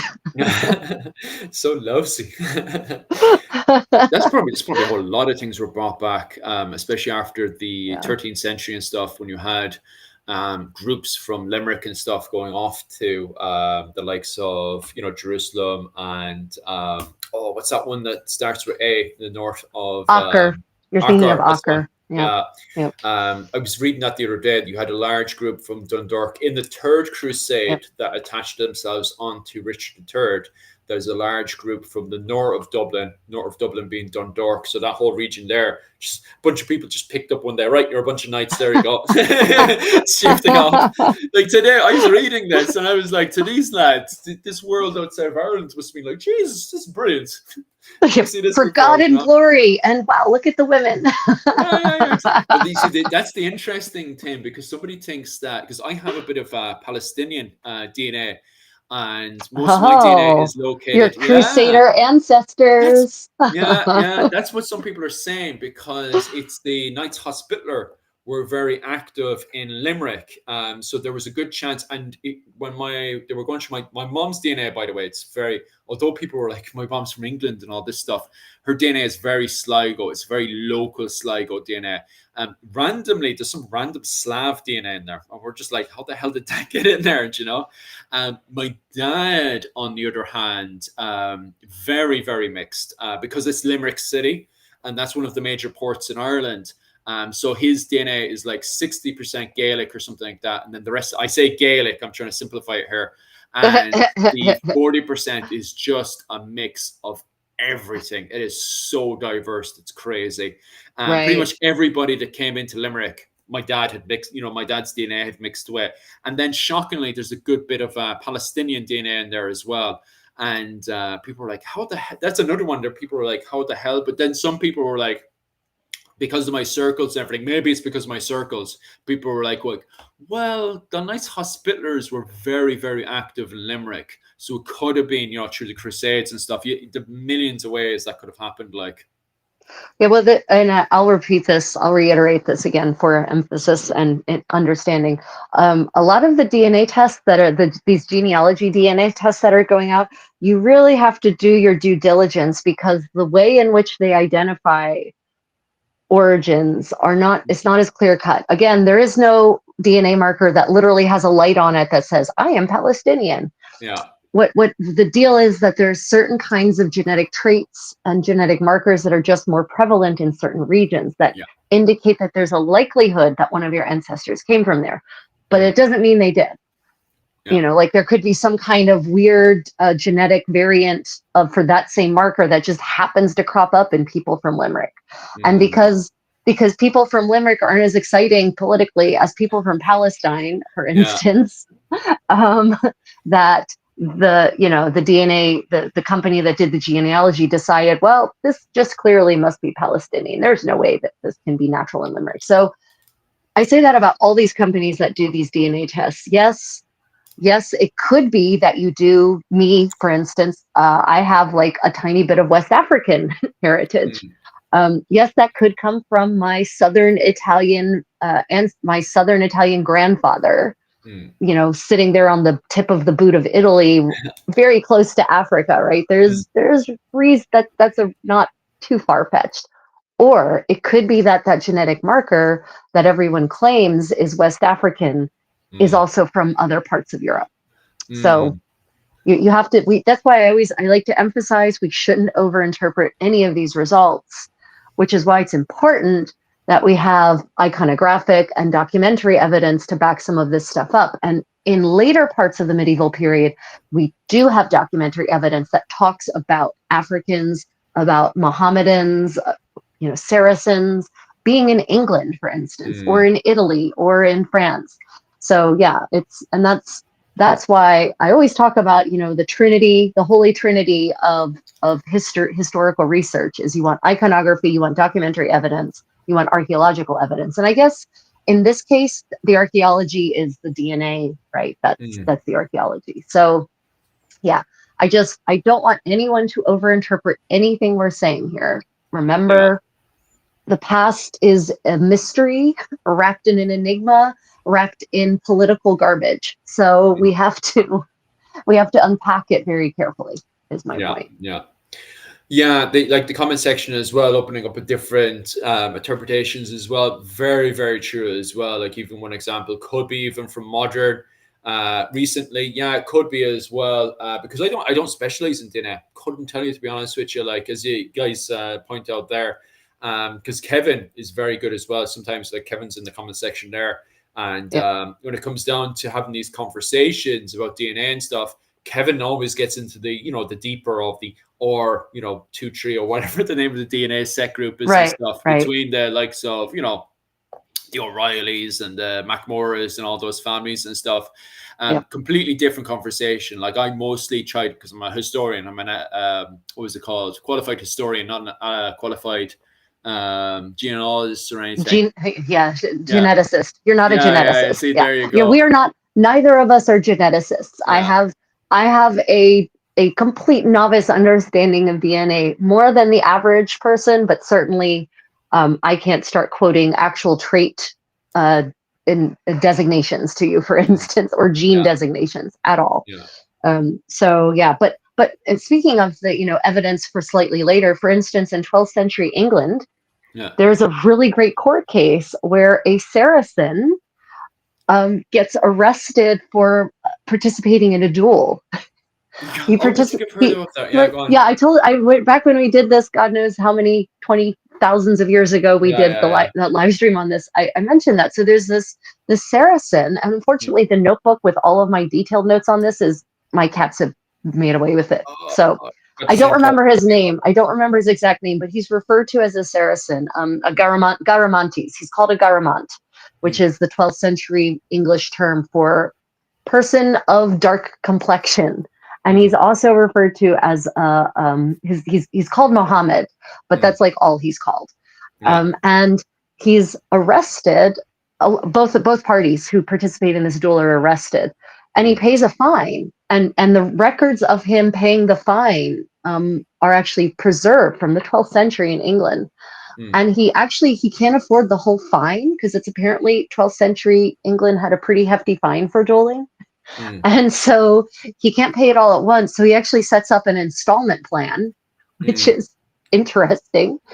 And there's a record of him paying the first installment. There's a record of him paying the second installment, but there's no record of him coming and paying the third installment. So either he died because maybe he got in another duel or he left England. We don't know, but he's in England for several years at least. In the legal records as this Garamant, this Saracen, this Mohammedan, right? So 12th century England, he's living there and breaking the law in the usual way that men apparently in the 12th century like to break the Yeah, law. that's how you do it. Go on. Right. Right.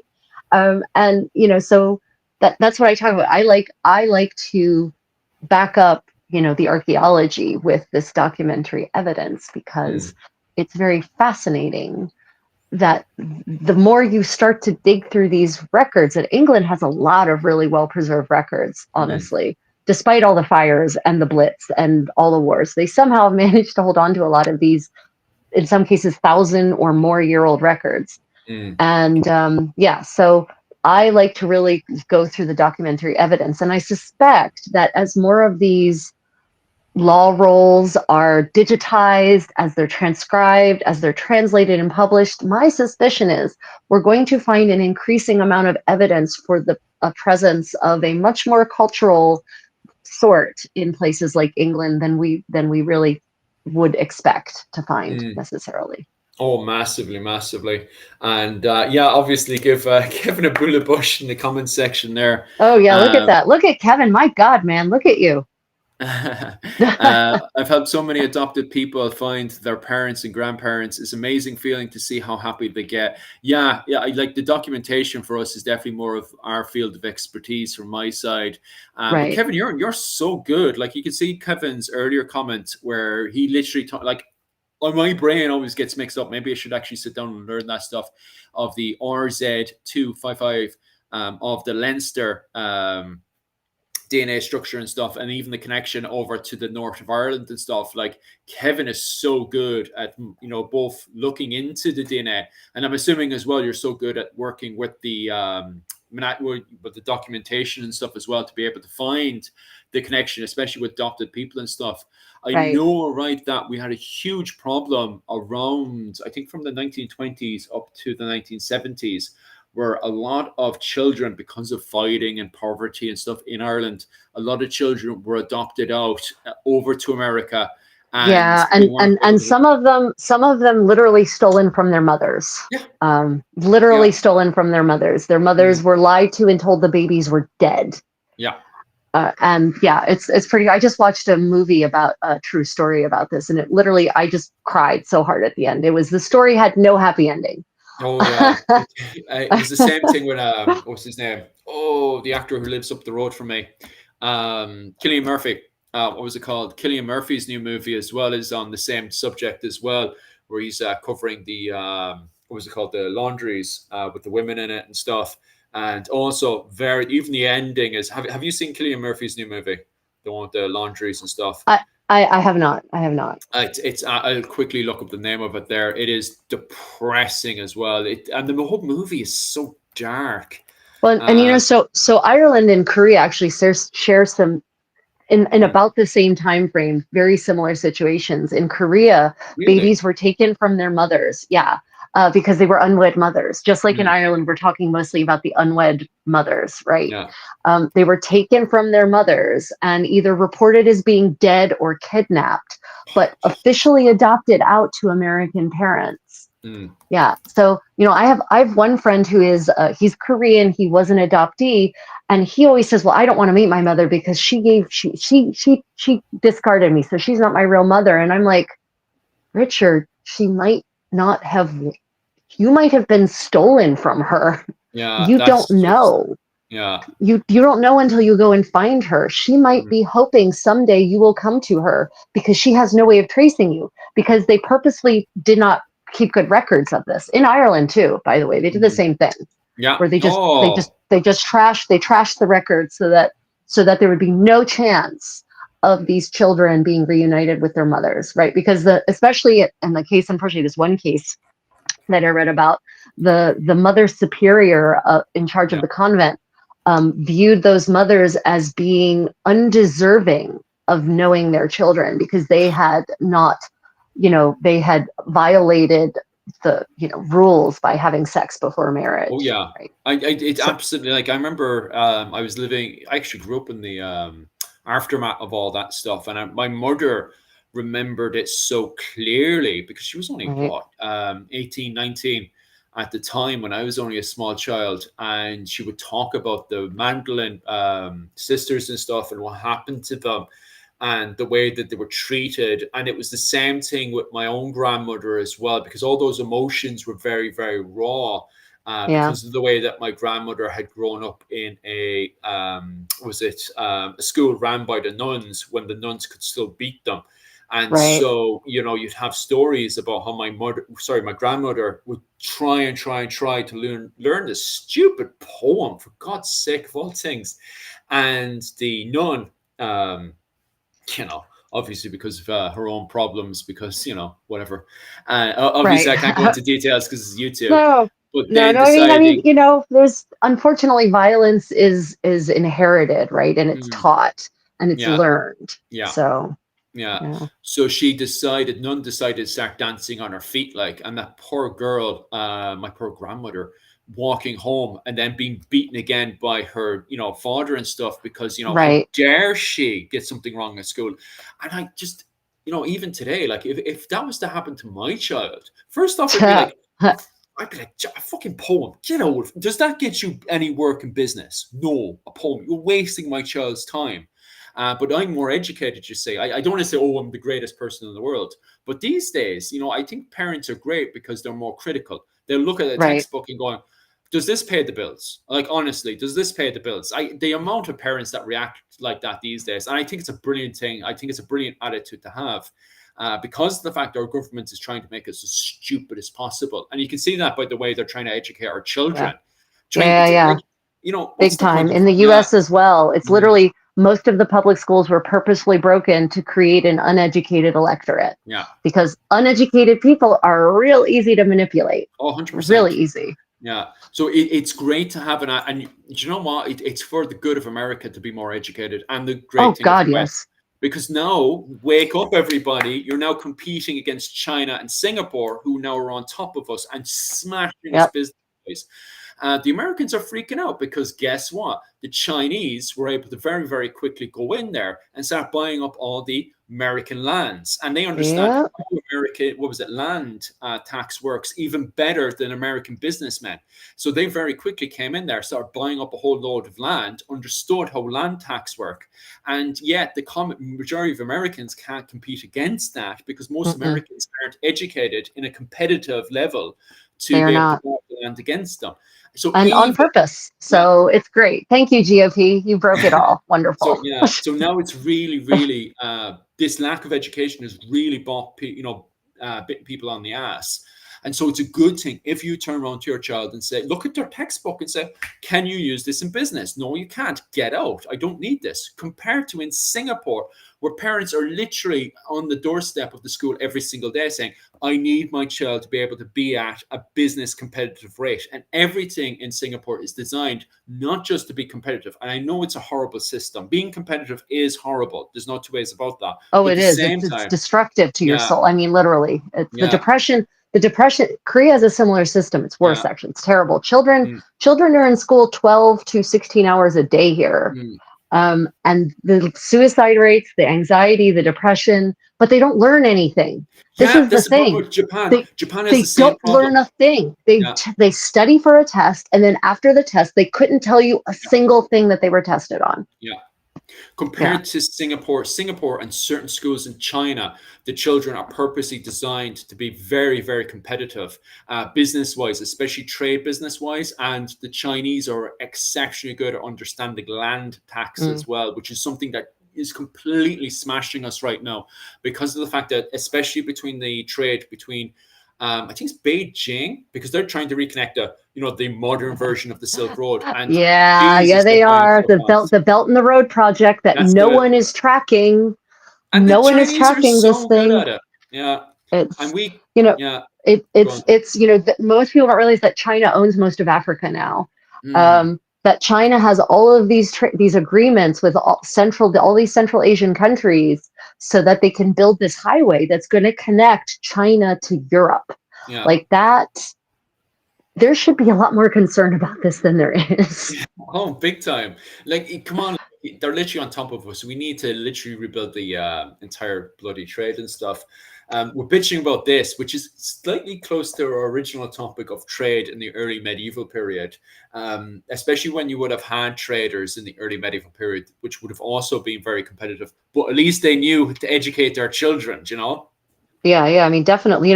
No, any merchant worth their salt, Mm. literally worth their salt, should be able to read, write, and keep the books. Yes. Because if you can't keep the books, if you can't keep your records, then you're going to be cheated left, right, and center. Right. Mm.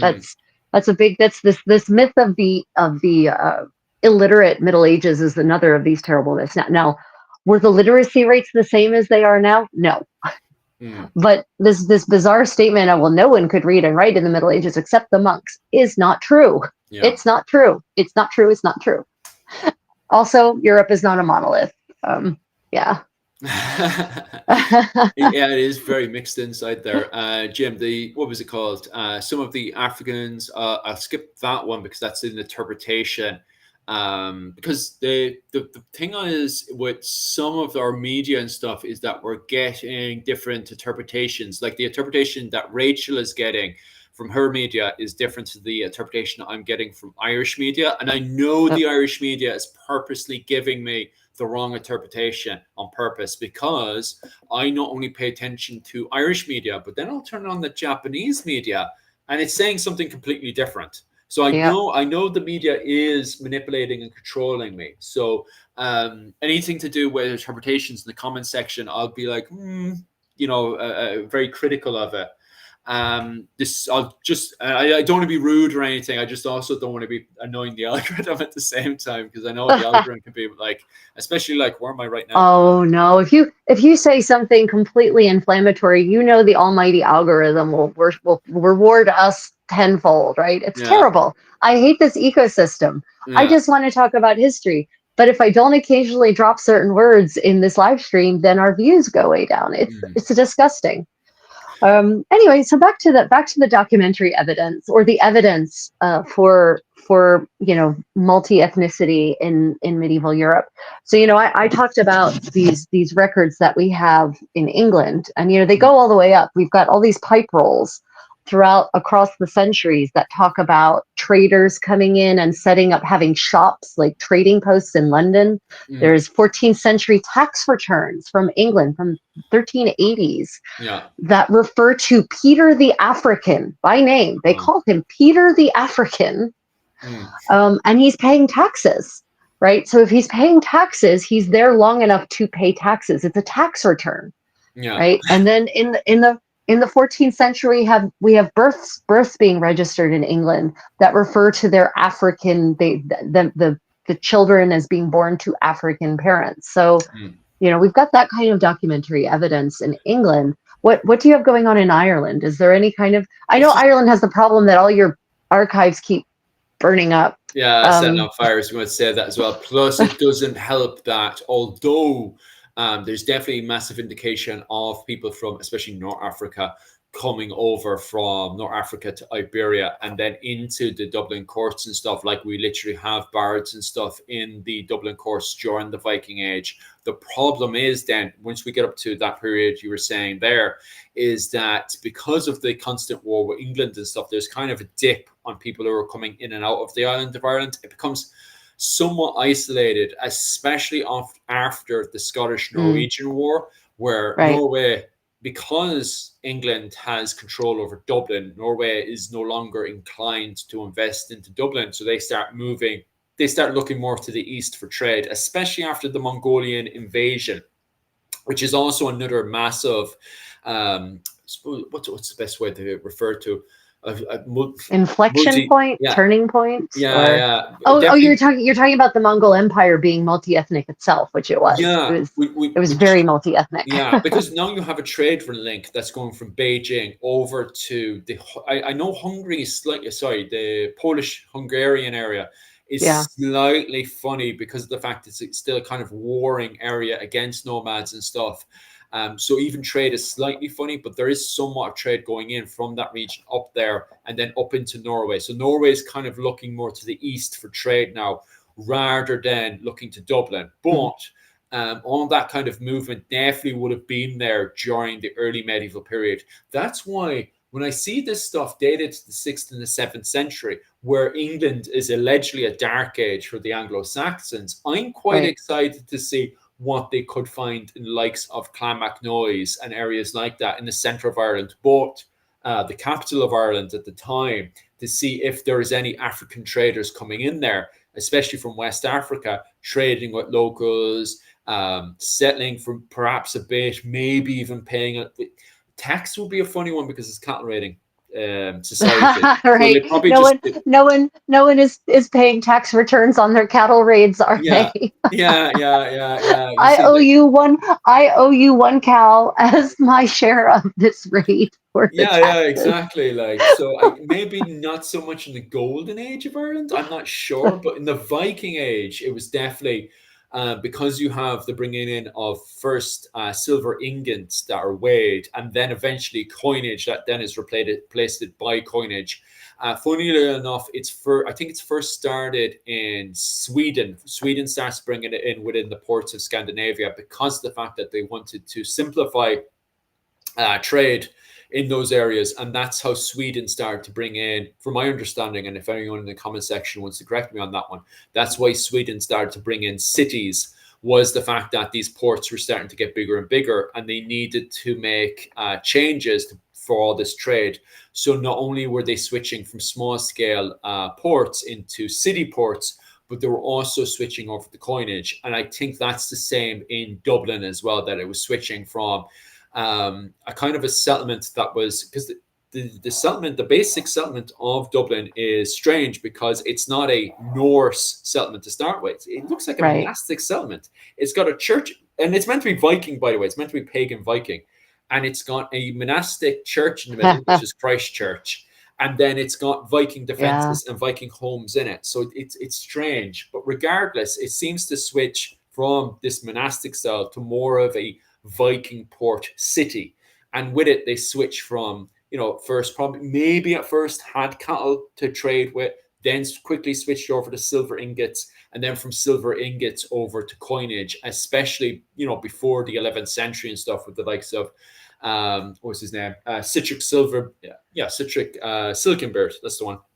And isn't the coinage, right? I remember seeing some Arab coins that they've excavated in Ireland, right? Like these are Yeah, coins that are they were either from the Caliphate yeah, on the Iberian they are. Peninsula, or they were from the Caliphate on the North African side, You right? literally read my mind, because I've got the foundation now to my conversation done. I can actually now start going into the advanced stuff, and you're bang on right.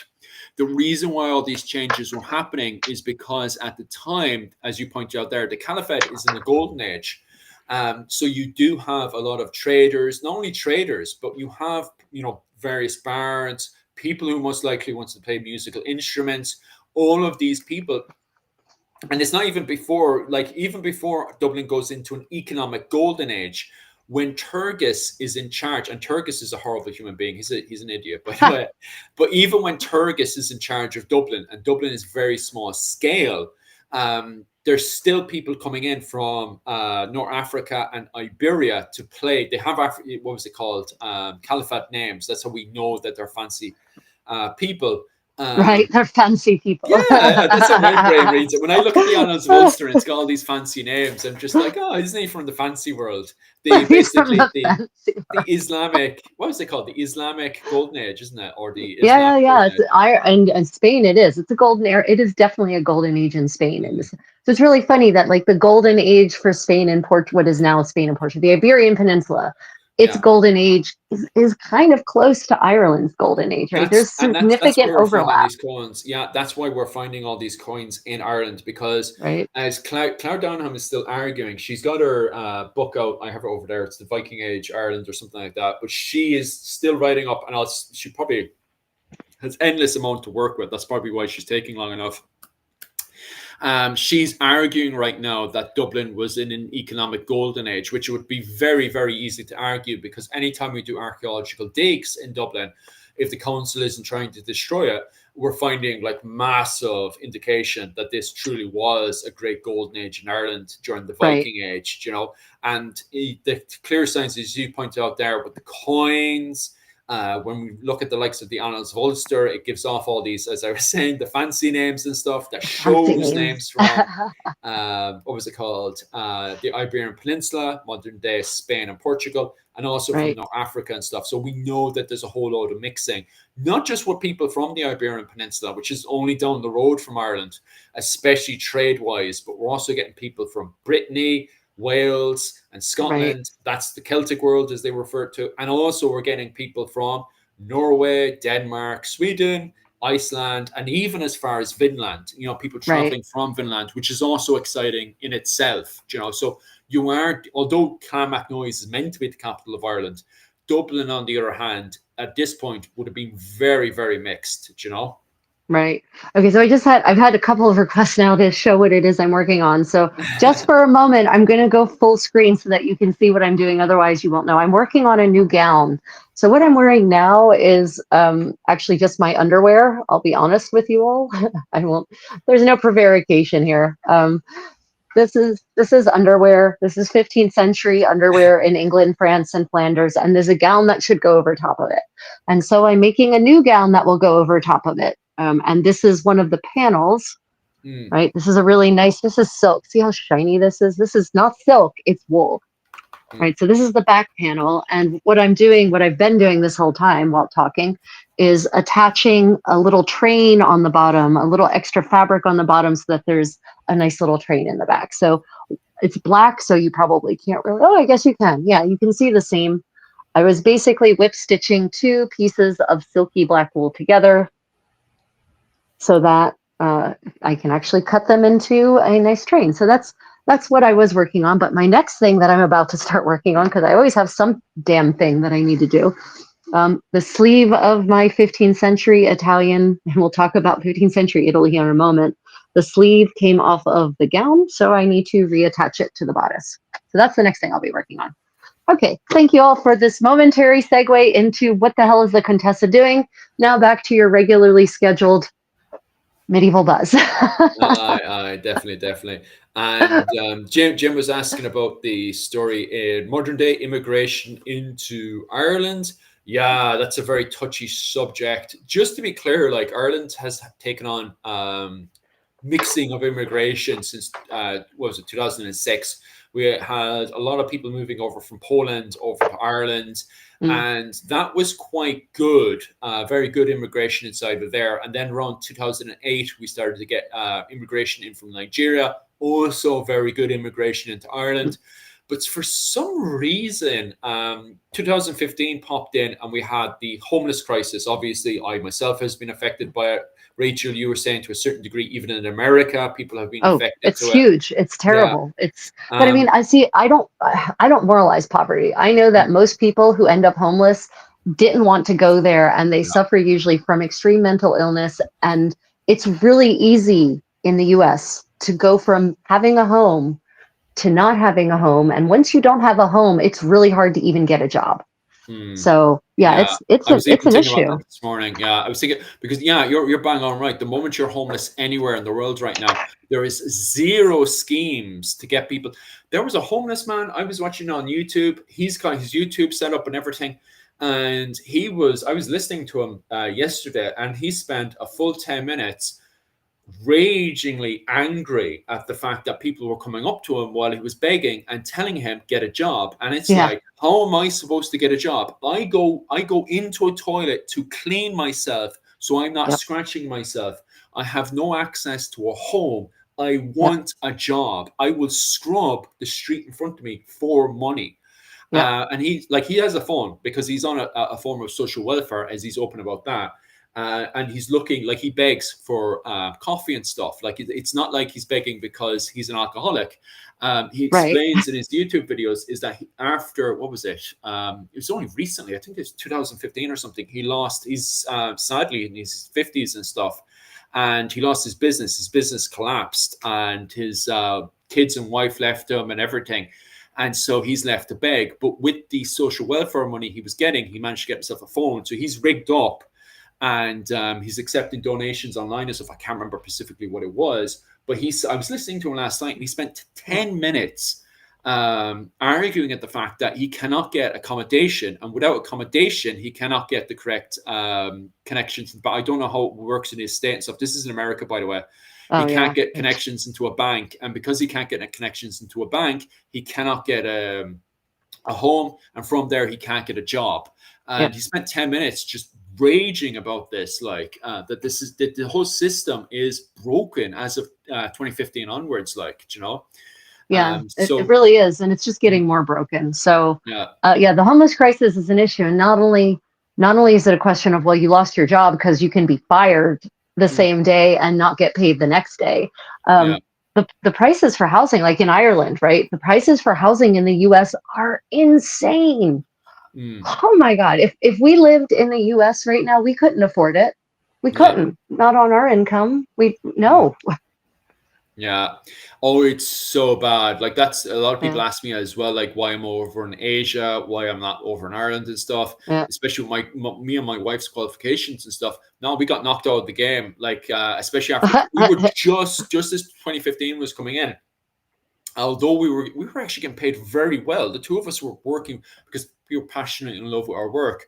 We were working overtime, and there is still so much work to do in Ireland. So we were working, no problem. Somebody says, "Oh, we have to stay overtime." Yeah, no problems. I was working in tourism. My wife was working in archaeology. I'd see my wife once in 2 months, you know, and I had no problems with that because the two of us were doing what we loved. Right. Yeah. Because at the time I was doing a job in Youghal for most of the summer, and Yuki was up in the north of Dublin. So I'd never really seen Yuki all that much. And then suddenly the coronavirus kicked in, and the two of us were left up in Dundalk, and we were very much struck because the homeless crisis was at its peak as well. We were staying with friends, and so we were jumping around to Right. friends' houses and stuff because we were only 25 at the time. I was not sorry. Yeah, we were around 25, 29 or stuff. So like hopping to people's homes and stuff, no problems there. So when we were working, and you chuck in rent money and drink money, no problems. Like that's how the two of us were living, and Jesus. it was the life. It was the life, Rachel. It was the life. It Yeah. definitely. It sounds like you were really living large, my friend. Oh my God, it's brilliant. And and then I and did the then living history as well. and then people say, "Why is it you like living in Korea?" Oh, well, how long do you have? I've got different length presentations depending on the amount of time you have. Yeah. But then what happened was the coronavirus came in, and that just killed the lifestyle that me and Yuki were living. We were up in Dundalk paying rent, no work. We were just on our savings and stuff. Yuki managed to get work down in an American company. There was an American company nearby, and Yuki was working up there, and I was on my savings. And oh my God, it was painful. So the two of us had to immigrate over to Asia, over to Japan and stuff. And Jesus, it's like putting the whole world on easy mode. It is Yeah, so easy out here. it's so Like easy. yeah, like It there's is. some Yeah, it's the same thing in Korea. Like yeah. everything's affordable. Rent Mm, is affordable, food is affordable, restaurants are affordable, public transit is affordable. We don't have a car, we don't need a car, we don't want a car. yeah. So, yeah, the different world. Oh, it's crazy. Like anytime somebody says, like, definitely try to have a go to see if you can get over to Asia. Yeah, 100%. Everybody I've talked to from Austria, was it Yeah. Australia? I know Australia is kind of getting a bit weird as well right now. Um, but definitely if you go over to the Philippines, as long as you can get work, like definitely try to dip your toes in. Especially if you're in your 20s. If you're in your 20s, if you, literally, and you've got two parents, don't even think if you okay. So if you're in a difficult position, definitely a different situation. But if you've got two parents in a comfortable situation, definitely dip your toes in. Get into what was it called, teaching English, and just get Yeah, over here as quick as you absolutely. can. Yeah, I can't Yep. say that enough. Like it's like literally just putting your whole life on easy mode. You're probably struggling now, going, "Oh, what am I going to go tomorrow?" There's so many Irish people. They did a statistic on this. So many endless amount of Irish people are just like thinking about just the now. They don't know how to get to tomorrow. I'm telling you, just immigrate over here. See if you can get work over here. It's like Yeah. literally just tipping your life on easy mode. It's crazy. Like, Yeah. Same thing in Korea. You can come here and teach English. If you're a native English speaker with any university degree, any you can get a job teaching English, and part of your salary package will be housing. You will get your own little studio apartment, fully furnished, well, mostly furnished.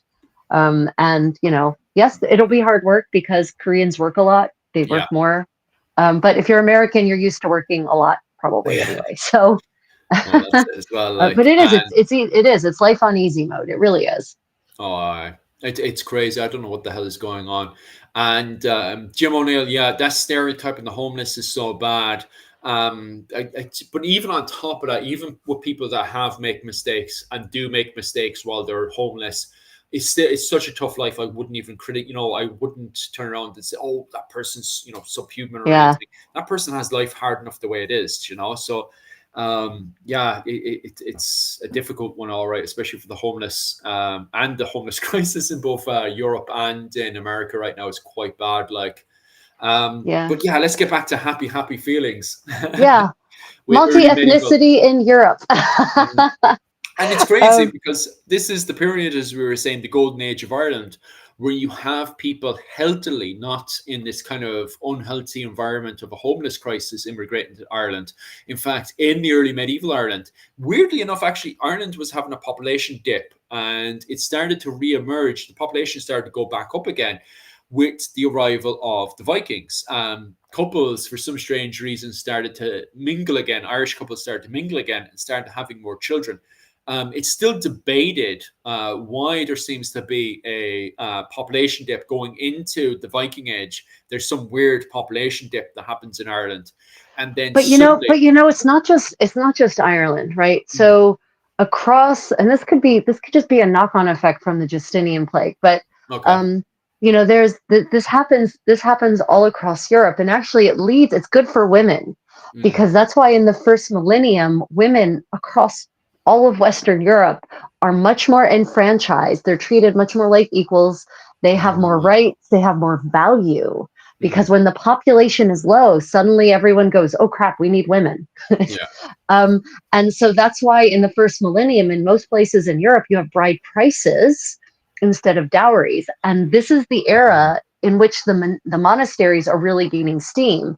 And a mm, lot of women are going, yeah, I'm not interested in being part of this whole family giving birth to children thing. I'm going to go be an independent woman in the monastery. yeah, And it's a time when the monasteries are openly accepting women. Women don't have to bring a dowry to join a monastery in most places in first millennium Europe. But after the first millennium, there's a big population growth and there's a big shift. And suddenly we start talking about dowries for women instead of bride prices. mm, The laws start getting very misogynistic. Um, and, any place where you have fines that determine the value of the person who's been injured, mm, you can tell where women and men stand relative to each other based on who gets the highest fine. And in mm. the first millennium, in England, for instance, if you injure a woman, you have to pay a higher fine than if you injure a man.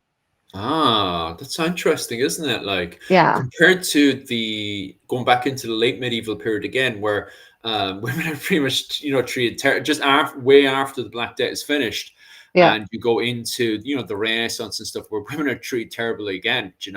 yep. Especially the early modern period, Oh modern period. God, terrible. Jesus, Jesus. I don't think there's any other era where women are treated as where I know we were just talking about the Magdalene women in Ireland in the 1960s and stuff, where women are treated very bad in Ireland. But compared to the early modern period, especially around 1640, where you have entire German villages where the women are Yeah, all just wiped out. It's and people like this entirely like it was historian I worked with, not historian I worked with, the academic I was under when I was in University College of Cork. He points out that there isn't a book trying to scratch their head and wonder what the hell went on. There's entire libraries dedicated to trying to ask the question, why did these German men start burning all of their women? And I know they're right. branded as witches, but it's insanity. It truly It, is. The treatment of women, especially around 1640, completely insane. yeah, in the 30 years war, it's real rough. It's Yeah. it's really rough. So Cam actually makes a good point, and I will say why this doesn't actually completely explain it. Kevin, sorry, Cam. I'm sorry, Kevin. Kevin, I don't know why I said Cam. Oh, because I'm watching a show that has a character named Kevin. Because she can make more babies, men are more disposable. Mm. Yes, that is part of it, but women are always able to make more babies. There are just times when that's considered more valuable than others. So, for instance, in 15th century Italy, women are still the only ones capable of making babies, and yet they are considered an economic burden Yeah. than an economic contributor to a family. So it goes more deep than just they're the only ones who can make babies, because despite that being a constant throughout history, the value of women actually still wanes and waxes. Yeah. But I think that's interesting as well because just after the Justinian Plague, that's where Saint Bridget also finds Christianity as well. And you have the founding of Kildare's monastic settlement, Saint Bridget's monastic settlement, and Saint Bridget becomes the dominant saint in Ireland. And like even today, like we still put around Saint Bridget crosses here, there, and everywhere in Ireland. So that's interesting that you're saying all that stuff when at the same time one of the biggest I suppose Roman Christian cults that are in Ireland at the time is Saint Bridget's kind of monastic settlement, which is a very much a monastic settlement dominated by women. So it's Right. interesting that even in Ireland, women start to dominate the economics and finances of Ireland, the clergy of Ireland, and stuff. And don't get me wrong, it's not like men have completely disappeared, but it is interesting that after the Justinian Plague, as you said there, my brain is ticking away. I'm thinking to myself, yeah, you're right. Actually, the women are in the center of the monastic settlements. They're involved with not just the religious aspects and the religious interpretation, but you also have women involved with the economic and finances in the monastic settlements as well, because Clonmacnoise is the center of a lot of trade that's going on with the wider Irish world and the world around it as well. And guess what? You're finding these women who are, they're members of, royal houses and stuff who are retiring to these monastic settlements. So they would have spent their 20s or so in a marriage relationship. Their husband would have died because of A, B, and C within some, blood feud or something. And Right. then they quote unquote retire to a monastic settlement. But it's interesting for me if you take Land of Mead, for example. Her husband, her second husband, when he retires off to Iona, like way off in the middle of nowhere. But when she retires to one of the main monastic cities, those city areas in the center of Ireland. And from there, she seems to take full control of all the finances that are going on. So I look at this and I'm like, when you say retirement, do you mean retirement from marriages? Like, because she doesn't seem to be Right. retired from work. Right. Yeah. So exactly. So they talk about. So this is the term that often crops up in English when they talk about. Funny, not men. They never talk about men in this way when the men go to the monastery. But when they talk about women joining a convent, they talk about them retiring to a convent. Mm, Where you are correct, they're not retired in any conventional sense of that word. yeah. It's almost like so. But I think it comes. So I think it comes from actually the original etymology for the win. The original meaning of the word to retire, which comes from the French retirer, which Mm, means to withdraw. yeah. So they're withdrawing from the secular world and moving into the sacred world of the convent, which also involves a lot of work. Yeah. Yeah, so that's I think, yeah, you're right. They're not retiring. There's no retirement. It's literally they will work until they die or they can't lift a hand anymore, and then they will die. Yeah, So exactly. Because the person she would then, because I know this is the giveaway here, because the person she starts working with, who isn't retired by the way, there's never a retirement, but I think that's because she's a pagan, is Aid the Deep Minded, who is insanely famous in Icelandic sources and stuff. But she originally started off in Dublin with Olaf the White. But it's very interesting that she is located in Dublin. Well, Olaf the White and Ivor the Bonus go off and start fighting in massive wars in Britain and also some political fighting in Ireland mm, because they're very much connected with the Irish politics. Not in a we're going to take over Ireland kind of way, but more or less with the cattle raiding and also with alliances with Leinster and stuff, and also fighting against Leinster's rivals. They're part of the political movement there. So Ivor the Bonus and Olaf the White, they're never in Dublin. Like this is meant to be going into the economic golden age. And a right. lot of the times people say, oh, it's because, Ivor the Bonus is bringing back all this wealth, which is true to a certain degree, especially slaves. But the person who's in Dublin the whole time is Aid the Deep Minded. And when Aid the Deep I just Minded, I want to pause you there. I just love Irish epithets. go Ed the on. deep minded. It's just Yeah, great. Ed the deep-minded. Like that's great. That's fantastic. Yeah, and this is the same period as Land of Mead is located. She's retired in Clonmacnoise, right? So she's connected to aid the deep-minded, and I know 100% that those two women are pretty much doing the economic golden age when all this stuff is Right, going on, and the money needs to flow around the place. It's these two women that are probably meeting up every Sunday and doing all the paperwork to each other. This money goes here. Land the right. deep minded, I have a theory that she educated Aid of Mead, that she was like, oh, this should go there. And she was teaching her how this system worked. And she would Mm, have been taught, I have a theory, she probably taught by another nun had taught her. And then she was teaching her tricks to her. Because when Aid the deep minded is kicked out of Ireland later on, when the Eamers monopolized the trade in Dublin, she's kicked out, and her what was it called? They were called the fall. What is it called? The Fingale. I think we'll kind of call them Fingale for now. Somebody, what was it? Kevin's going to correct me now in a second. But the Fingale, anyway, they get kicked out of Dublin, and I'm watching the comment section to wait for Kevin to correct me. But the Fingale, they get kicked out of Dublin, and they have to immigrate up north, up to Iceland. And guess who sets up all the trade ports in Iceland? Aid to the deep-minded yeah, does. the deep-minded. Yeah, Yeah, she's actually a pretty well, okay, for me as a woman who's interested in seeing myself reflected in history in some kind of way. She's one of my heroes, right? Like yeah. she really she's a pioneer, literally. You know, Mm, she sets off for this island that is purported to be a place where people can be free and, control their own that's destiny. exactly it. Yeah.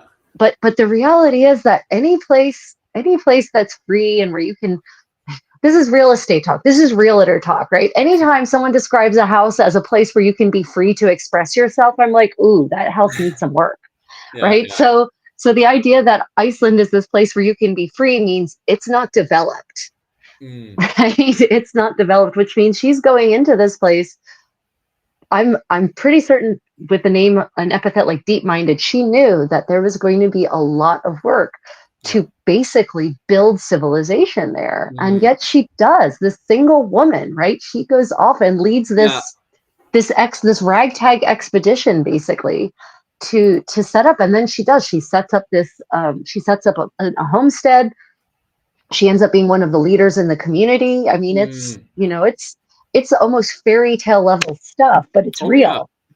She is so educated. Like, and you have to remember, all that trade is linked back into Dublin again. So, although we Yep, have this idea that she burns all her bridges and just goes off to Iceland, that couldn't be the case because her trade is still going down into Dublin. So, although that right. it seems to be a level of, her side of the family not getting on with the Eamers, they still needed a level of middle ground there, and there's still connections there. But I also believe as well is that there must be a form of communication between the Irish dynasty that's dominating Ireland at the time, the Eamers, and Aid, the deep-minded's family as well, especially later on when we have stories like Olaf the Peacock, who Mm. he's not just an Icelander. He's going around, and it says it in the story that he's dressed very Irish. He's in very much Irish clothing. And the reason why he's dressing very Irish is because his mother is a princess. And I do believe that she's related because it keeps saying the Northern Irish King, because the problem with this story is it's taken from an Icelander's perspective. So Right, they right. probably didn't know who these families Well, and were. also I think the manuscript from which that comes actually dates to the 13th century. Yeah, there's that So as well. it's also one of these later tellings or retellings of history. So yeah, you should definitely take it with a grain of salt.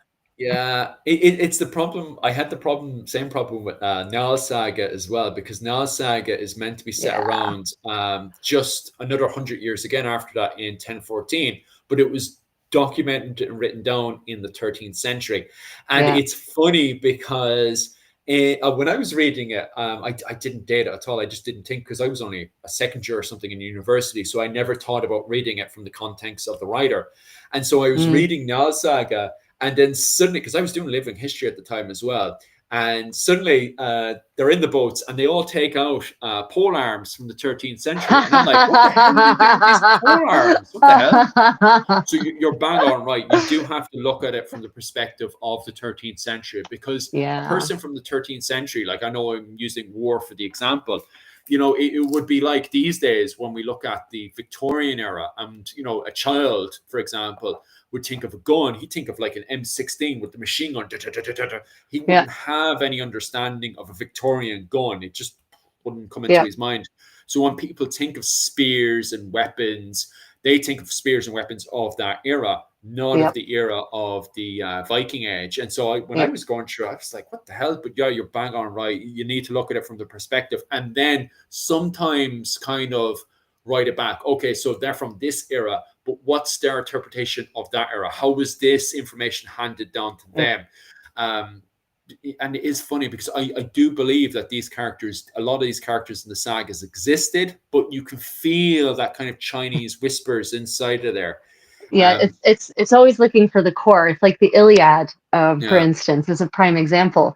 You can Mhm. actually tell which parts of the Iliad are original to Homer, or older, like not even Mm. original to Homer because he wrote in the 8th century BC, are older than BCE, sorry, are Mm. older than he is. For instance, when he talks about the armor that Agamemnon owned, he talks Yeah. about the boar tusk helmet. Mm. And so we know that Homer was definitely working from some older, much older story or poem or song, or even, God forbid, a written source, because he's talking about an actual Bronze Age set of armor that Mm. had been long gone, Mm. centuries no longer in use in the Peloponnese by the time Homer comes along. So, sometimes you can find those kernels if you're familiar enough with the material culture from various eras. You can kind Mm. of, well, this section of the saga probably dates to this era because they're talking about this kind of weapon or this kind of Mm. garment. This part of the saga, yeah, it's got pole axes, so no. Yeah, yeah, yeah. That's the nail on the head, especially for me. Like that was a huge, massive giveaway.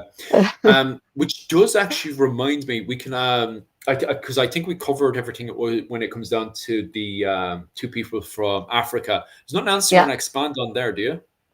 Yeah. Well, so I mean, it's on those that particular find. I think I just know. So later on, not later on, later in history, for example, they've been investigating these Black Deaths. So let's move from the Justinian Plague to the Black Plague of the Yeah. 14th century. The second mass world pandemic event in Eurasia, anyway, that Mm. completely reshaped civilization, right? So they've and researchers in England have been investigating these cemeteries, and they have Mm. been doing increasing DNA testing, which is why this evidence is increasingly coming to light, right? Mm. Because when a lot of these cemeteries were excavated for the first time 40, 50 years ago, there was no DNA testing at all. Yeah. Now there is, and so they're testing. And so they actually found several people in a 14th century plague cemetery, Mm. mid, like 14, end of 1440s, early 1450s. And I think my brain is telling me Smithfield, but don't hold me to that. My cat's absconded with my notebook. Mm. But I'm pretty certain it was Smithfield. And there were at least three bodies from this cemetery that had sub-Saharan, and I guess I think it was West African DNA. Again, Mm. not the same DNA markers as the 7th centuries, but the same idea, right? So Yeah. here we have these mid 14th century English people, presumably because they're in an English cemetery, so they must be English, right? Mm. That's the assumption. And yet, one of them was a descendant and the other was actually West African. So they were pretty certain it was a family group, like mother, daughter kind of thing, which is sad because it probably means most of the family died from the Black Death, but also that's a common occurrence at the time. So, Yeah. they're It's increasingly doing these sorts of tests, and the more of this evidence is coming to light. And it definitely gives us a bigger, wider world because we're quite educated at this point with the arrival of the Mongolians. So anytime somebody was like, "Oh, well, that's Mongolian DNA," people are like, "Oh, because of the scourge that came in and they wrecked everything up, especially in Poland and Hungary and stuff." That's kind of Right. the image we have. But Yeah. when we think of West African traders coming in, because we don't cover the topic enough, we start to get this idea that, especially from propaganda and stuff, of people just outright denying it and just thinking to Yeah. themselves, well, Africa didn't exist, so that's not Yeah. possible. So And it's like, Jesus Christ. we're, But at the we're, same time, it doesn't help when people have agendas and are like, well, that just proves everyone's black. And it's like, okay, that doesn't work either, guys. that's yeah, exactly. It's like it's and especially God, if you go to places like, or not go to places, if you discuss geographies like, oh, I don't know, Egypt. Mm, um, you have the on the one end, it's all Egyptian pharaohs were all sub-Saharan African and black, mm. or all Egyptian pharaohs were Greek and white. You're like, no, neither of those things is true. There were absolutely Nubian pharaohs who Mm. reigned with the double crown, Upper and Lower Egypt. They, and if you look at their statues, you're like, yeah, that is not someone from Northern Africa. That is someone from getting towards Sub-Saharan Africa, right? There's But massive connections, especially for Egypt. Like Ethiopia is only down the road from Africa, yeah, and there's huge mythology, and not just mythology wise, but also, and when I say mythology, I mean records. There's, semi-history. Like, yeah, yeah, yeah, it, yeah. it's even from a semi-historical way. It talks about Ethiopian princesses Hmm. having these massive romantic relationships with these Egyptian, the emperor, what are they called again? Pharaohs, Sultan pharaohs, that's the pharaohs, one. the And pharaohs. what was it called? So they have these big romanticized semi-historian relationships, but we also, as you said there, historical records because of periods of peace and various sort of political reasons. We have marriage alliances with Ethiopia that's literally just down the road with Egypt and themselves, but also up the Right. road as well. Egypt is literally the center of all of this stuff. Like, there's a reason why Rome spent so much resources Well, wrestling, not just trying to physically take Egypt, but then wrestle amongst themselves to try to pin down Egypt. Like, straight away, when after Julius Caesar dies, there's this massive oh panic and yeah. rush to try to recapture Jerusalem amongst the Romans. The Romans are literally trying to pull and wrestle because they need that connection. And this is another thing we completely ignore as well. Not only because of all the grain that Egypt was producing at the Yeah, time, it was but it was also the breadbasket of Rome. It really mm, was. it really was like, and then on top of that as well, that trade goes straight into India. And it's only recently that people Right. have started to look into, and oh my God, the research is absolutely so It's, thrilling for so many people because that trade link then goes into India. And at the time, India was yep. having a golden age with, we literally talked about this last week. And the name is out of my head. Yes. Ashoka? No. No, it's Is that that city Ashoka? again. It could be one of the dynasties in that area, but because I'm very ignorant when it comes down to this place, it's in Cambodia, and it Oh, is you're talking about. Oh no, no, no. That's a okay. You're talking about Angkor Wat. Angkor Wat is that's the like one. 15th cent. Angkor Wat is 15th century, so that's way after the Romans. Isn't there a massive trade connection between India and Cambodia at that time, though? Well, yeah, I Uh, mean, yes, but it's not Angkor Wat. It's yeah, something it's something else. But I mean, China, like this is mm, when the Silk Road that's starts. very Most true. people Yeah, don't realize the Silk Road is a BC thing. mm, It's not a medieval thing. It starts during Persia. Persia kind of kicks the Silk Road off, actually. mm. And then Rome kind of ends up horning in on that whole, well, Greece, Alexander does, and then Rome does. And then, the first silk actually arrives in Rome, I think, in the first century BC, second or first century BC is when the first Chinese silks arrive. Yeah, And it's very so, yeah, true. that You, connection, that sea connection through the mm, Red Sea to India, like you're talking about, is super important. It's yeah. super important. Kevin, you're bang on right as well with Ethiopia. In the early medieval period, there is the Copt. So this actually pops up in our literature.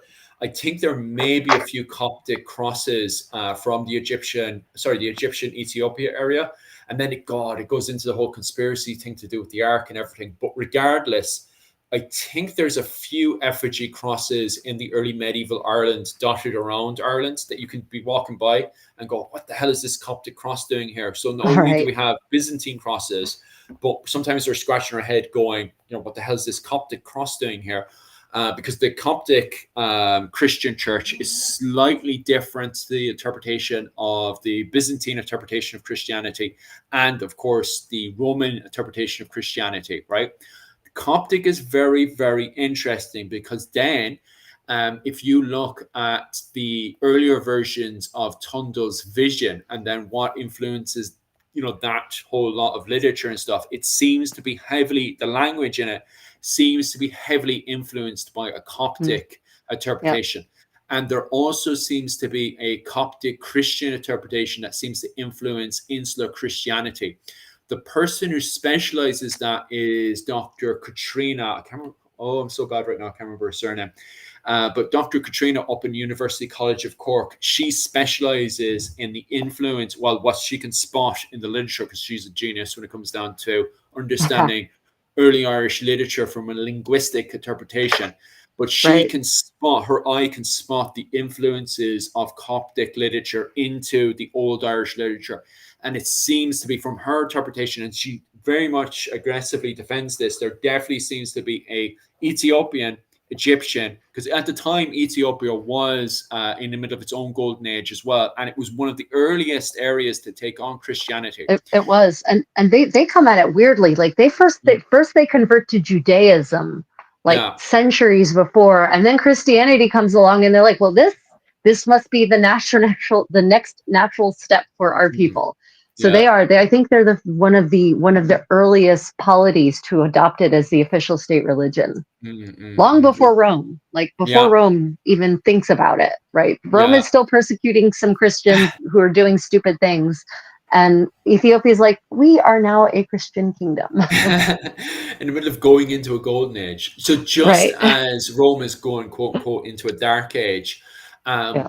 and you have the collapse of Rome and all that stuff, the Irish are getting in contact with these Coptic people. And God, it really drives you into a level of imagination because if you have because at the same time you have literature that's popping up and telling what the Irish monks are screaming at each other, we need to go to the edges of the world. So they start to build monastic settlements quite literally on the edges of the world, and they keep repeating Moses's if you look at a lot of this literature, it talks about, going out into the desert for a certain period of time. And they have a lot of this imagery from Moses and stuff about, the people wandering the desert and all that stuff. That kind of, the way it's written, that style is kind of repeating itself in Irish literature. And so it seems that this is the same period that they're getting in contact with the Coptic Christians in Egypt and Ethiopia. And because we have so much bloody literature missing, it literally your imagination could get so excited to see what kind of conversation the Coptic Ethiopians would have had with the insular Christians in Ireland would have just been so interesting, especially when they're talking about Moses and stuff. Like what kind of interpretation they would have had would have been so fascinating. Like, well, yeah, because the crown of Ethiopia traces itself back to Solomon, right? To the Queen of Sheba and Solomon. So yeah. they view themselves as one of the tribes of Israel, basically. So yeah, they've got some very interesting relics and Big time. some very interesting And mythology, catechism. and it's so fascinating because I wasn't clicking there as you were saying West Africa, West Africa, West Africa. It's the comment section pointed out there. Geez, there's an insane amount of written literature to connect us to Ethiopia. So never mind West Africa. Ethiopia is where you want to be having this conversation right now. Right. Yeah. I mean, yeah. West Africa is easier to get to from medieval Ireland, but those trade routes. If you ever look at a proper map with all of the common trade routes, mapped out, charted out, it looks like a super highway system, right? Europe, you can just see these connections. You've got where the land ends and the ocean begins is where the ports are, and those ships sail. And people are more likely in the Middle Ages to take a ship than they are to go over land, because it's way safer to take a ship than it Mm. is to go over land, and it's faster, right? Yeah. That's why you get people, ships leaving from, well, not Florence, but Livorno, which was Florence's port city in the 15th century, and they're going through the Gates of Hercules, up but Spain and Morocco, heading up the Atlantic coast, crossing the Bay of Biscay, as horrible as it is, and going to Ireland. And Mm. and of course, they're usually stopping in Lisbon. They're stopping in Lisbon, usually refreshing and changing ships and then continuing onward. But you've got these connections. It's not hard to just keep going south past the Gates of Hercules and just go all the way to West Africa, Yeah, that's right? it. It's not hard. You just have to not go during hurricane season, which every sailor worth their salt would have known when the right seasons were. So, Oh, big time. Yeah, because we were even covering that the other day on when we were doing my Banner Road playlist thing. They were talking about the fact that you have a lot of those sailors are very switched on to the weather and stuff, yeah. especially going through the different seasons and years and stuff. What else do I need to be? Oh, I was gonna bloody say something onto your West Oh, African there, but it's gone completely over my well, head. while you think of it, Kevin has a good comment. Perhaps Mm. some people far away might have wanted to go on a pilgrimage to the land of saints and scholars. 100%. And Yeah, that's what I want to say as well. what most people don't realize is that those pilgrimage routes are not monodirectional. We Mm. know that, for example, people in Spain were making pilgrimages up to St. Patrick's Purgatory. There's a Mm. fantastic travel log from the late 14th century by a Catalan Viscount from Catalonia. And Mm. he travels all the way up to Ireland, and he travels all around Ireland, and he records all the things he sees and eats and hears and does there. But he's going ultimately to St. Patrick's Purgatory. That's his Mm. goal.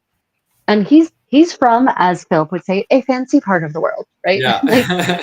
like Yeah. late 14th century Catalonia is very sophisticated and very well developed.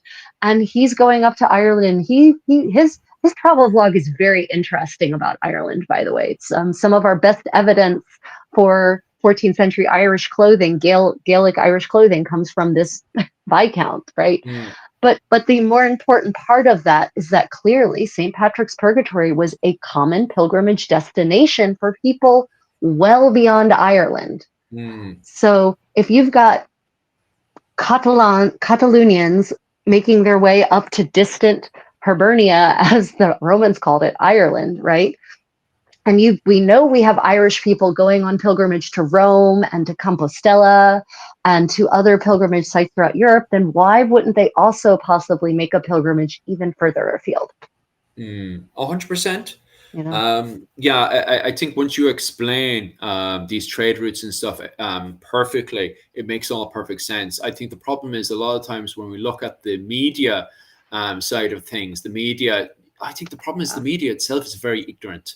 And so it Yeah. jumps to these wild conclusions. And I'm Yeah. looking at these newspapers and stuff, and I'm like, what the hell are they on about? Like, explain to me how somebody, for example, how somebody from West Africa could have made their way up to the north and then over from the north over to Iberian Peninsula and then to Ireland. That makes no sense. Why would somebody wake up one day and decide, oh, I'm just going to be Irish today?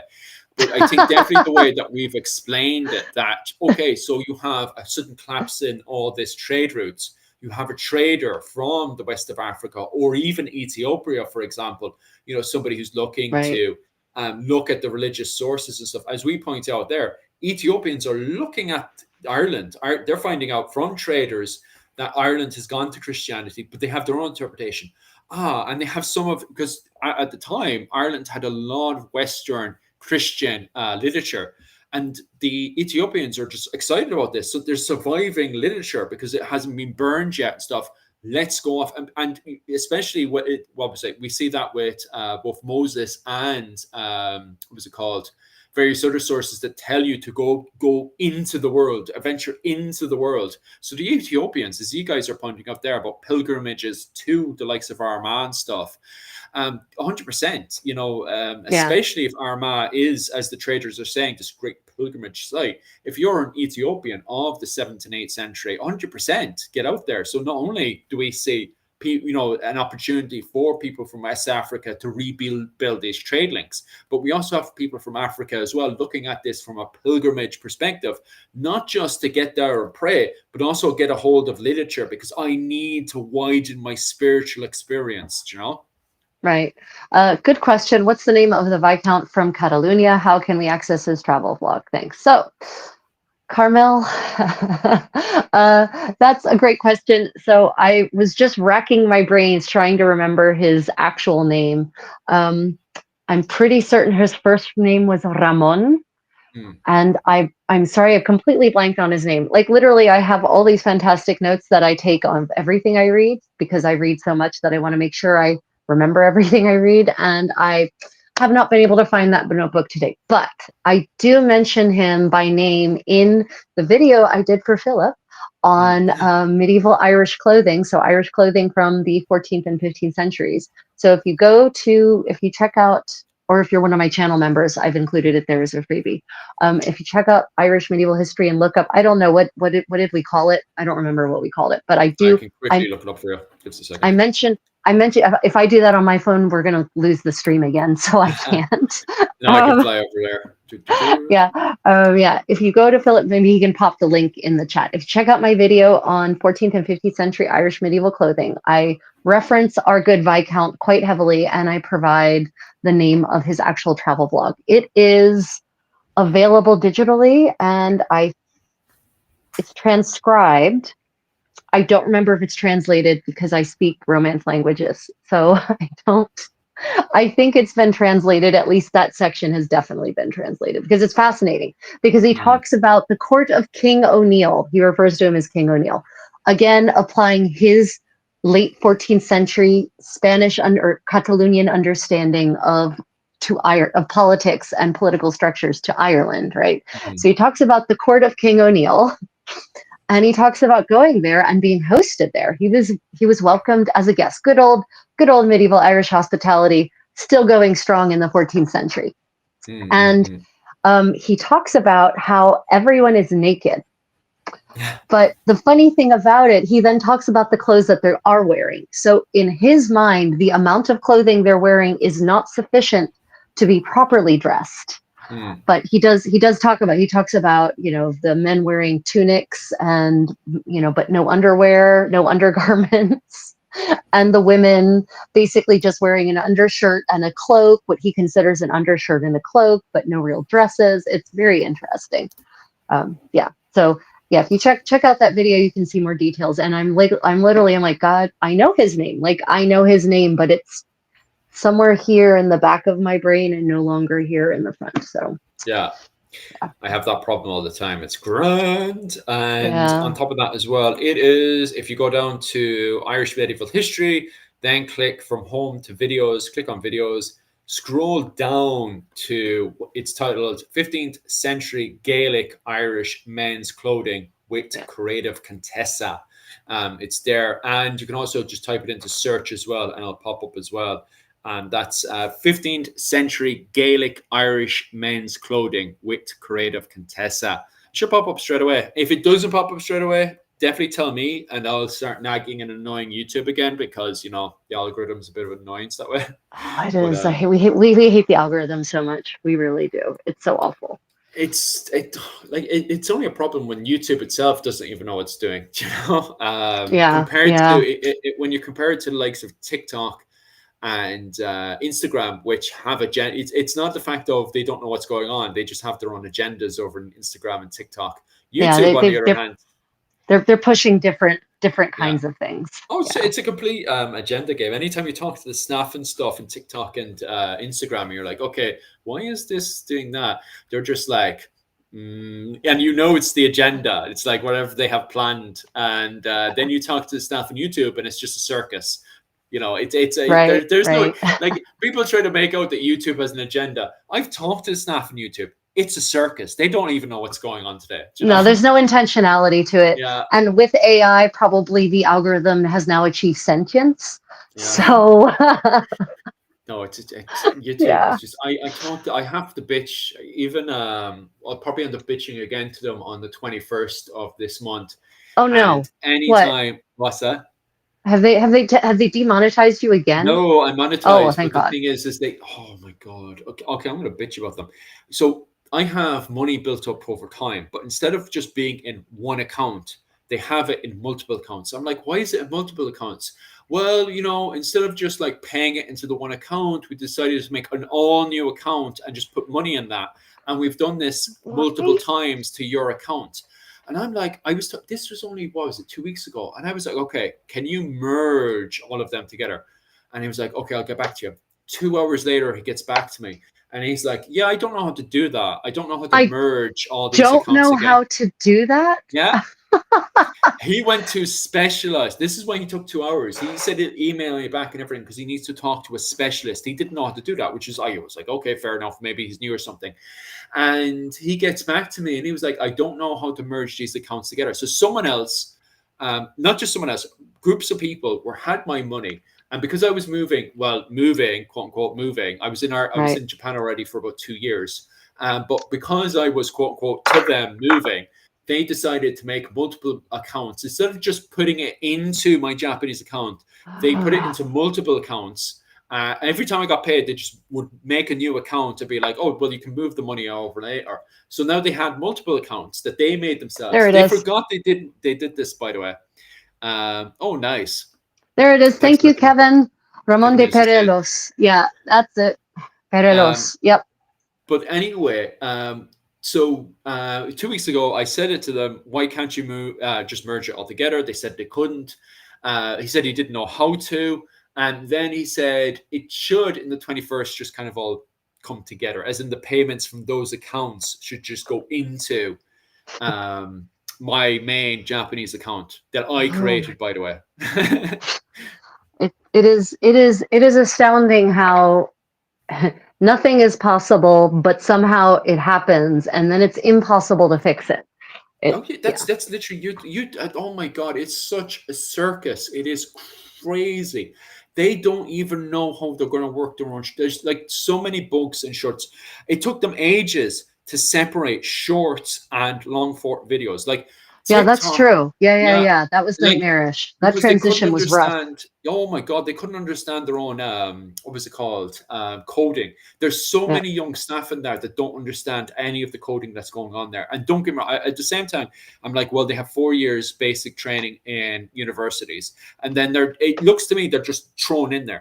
Where it seems Yeah. to me, TikTok and Instagram, there seems to be a certain level of, okay, so this is what you do in this situation. That's what it seems to me. YouTube, they just get their staff members and are like, oh, good luck. So Good, no, good. I go on. Yeah, no, it's awful. Yeah. And then every once in a while they pretend that, oh, our agenda is the blue agenda. We're part of the blue propaganda agenda. No, YouTube, there's you don't no, know. there's You don't know what's we going on. I almost wish that there were a plan, because then it would be Yeah. organized, but I it's know, not. right?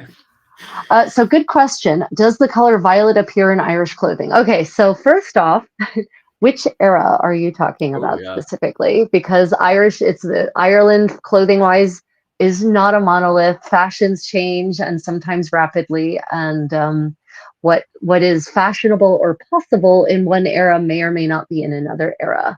Yeah. If violet, I mean, yes. So it is in the first millennium we have sumptuary laws. We have dress codes that actually say that violet is a color reserved for the high kings, right? Like Mm.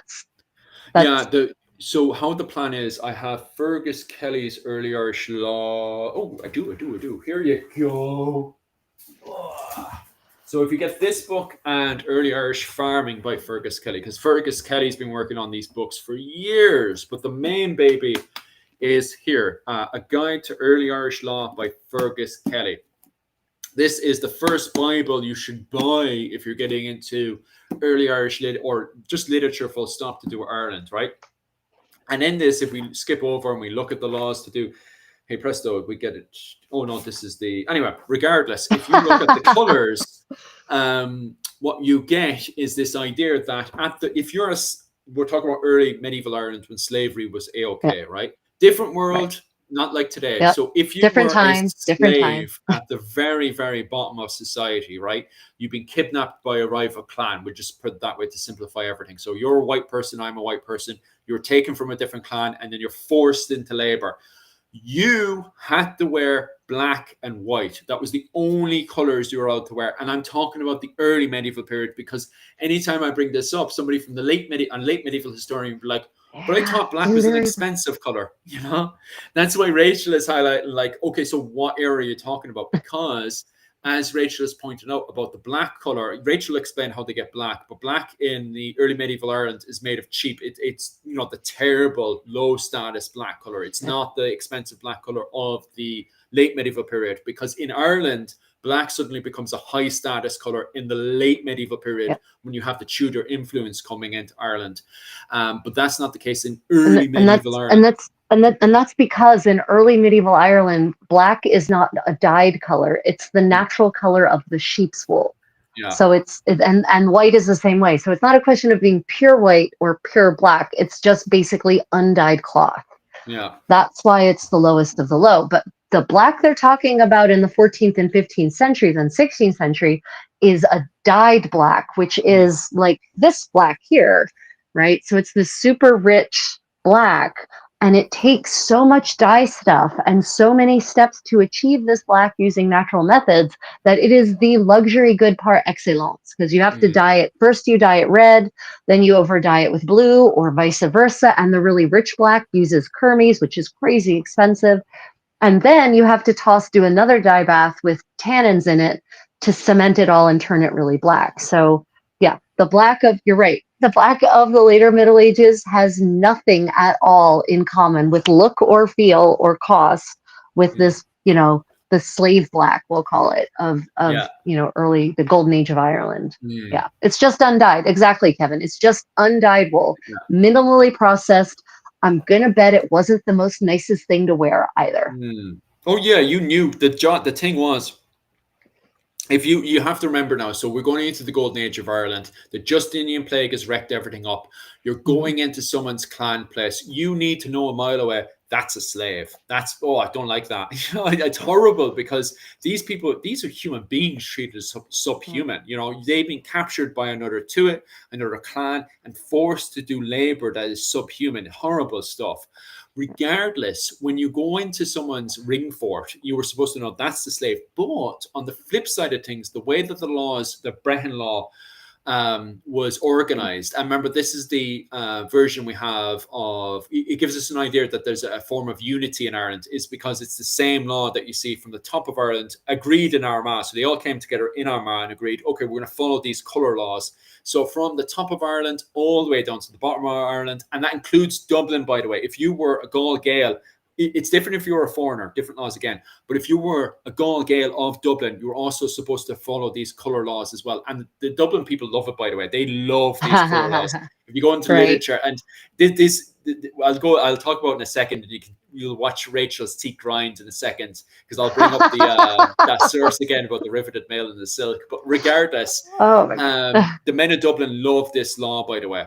And what it does is that for every grade that you have up, you can have more colors in there. So obviously at the very bottom, you've got low level colors, very dark, very gray. But as you're working your way up, you get much more brighter colors until you're getting to the point of purples and blues and all these big bright colors, multi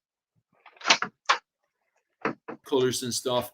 That's why, because people argue about the usage of, as I would say, tartan, but Rachel will correct me there in a second.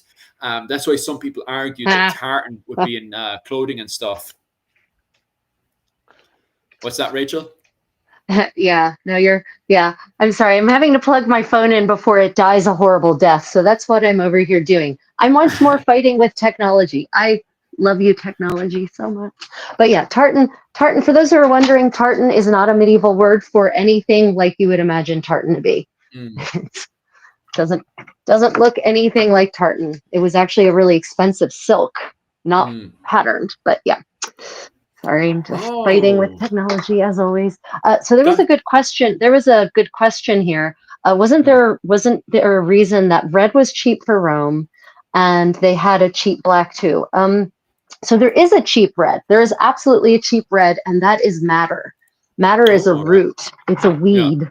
This disembodied voice talking. Anyway, madder is a weed, and basically it grows. Wow, I have no Wi-Fi. It grows everywhere. It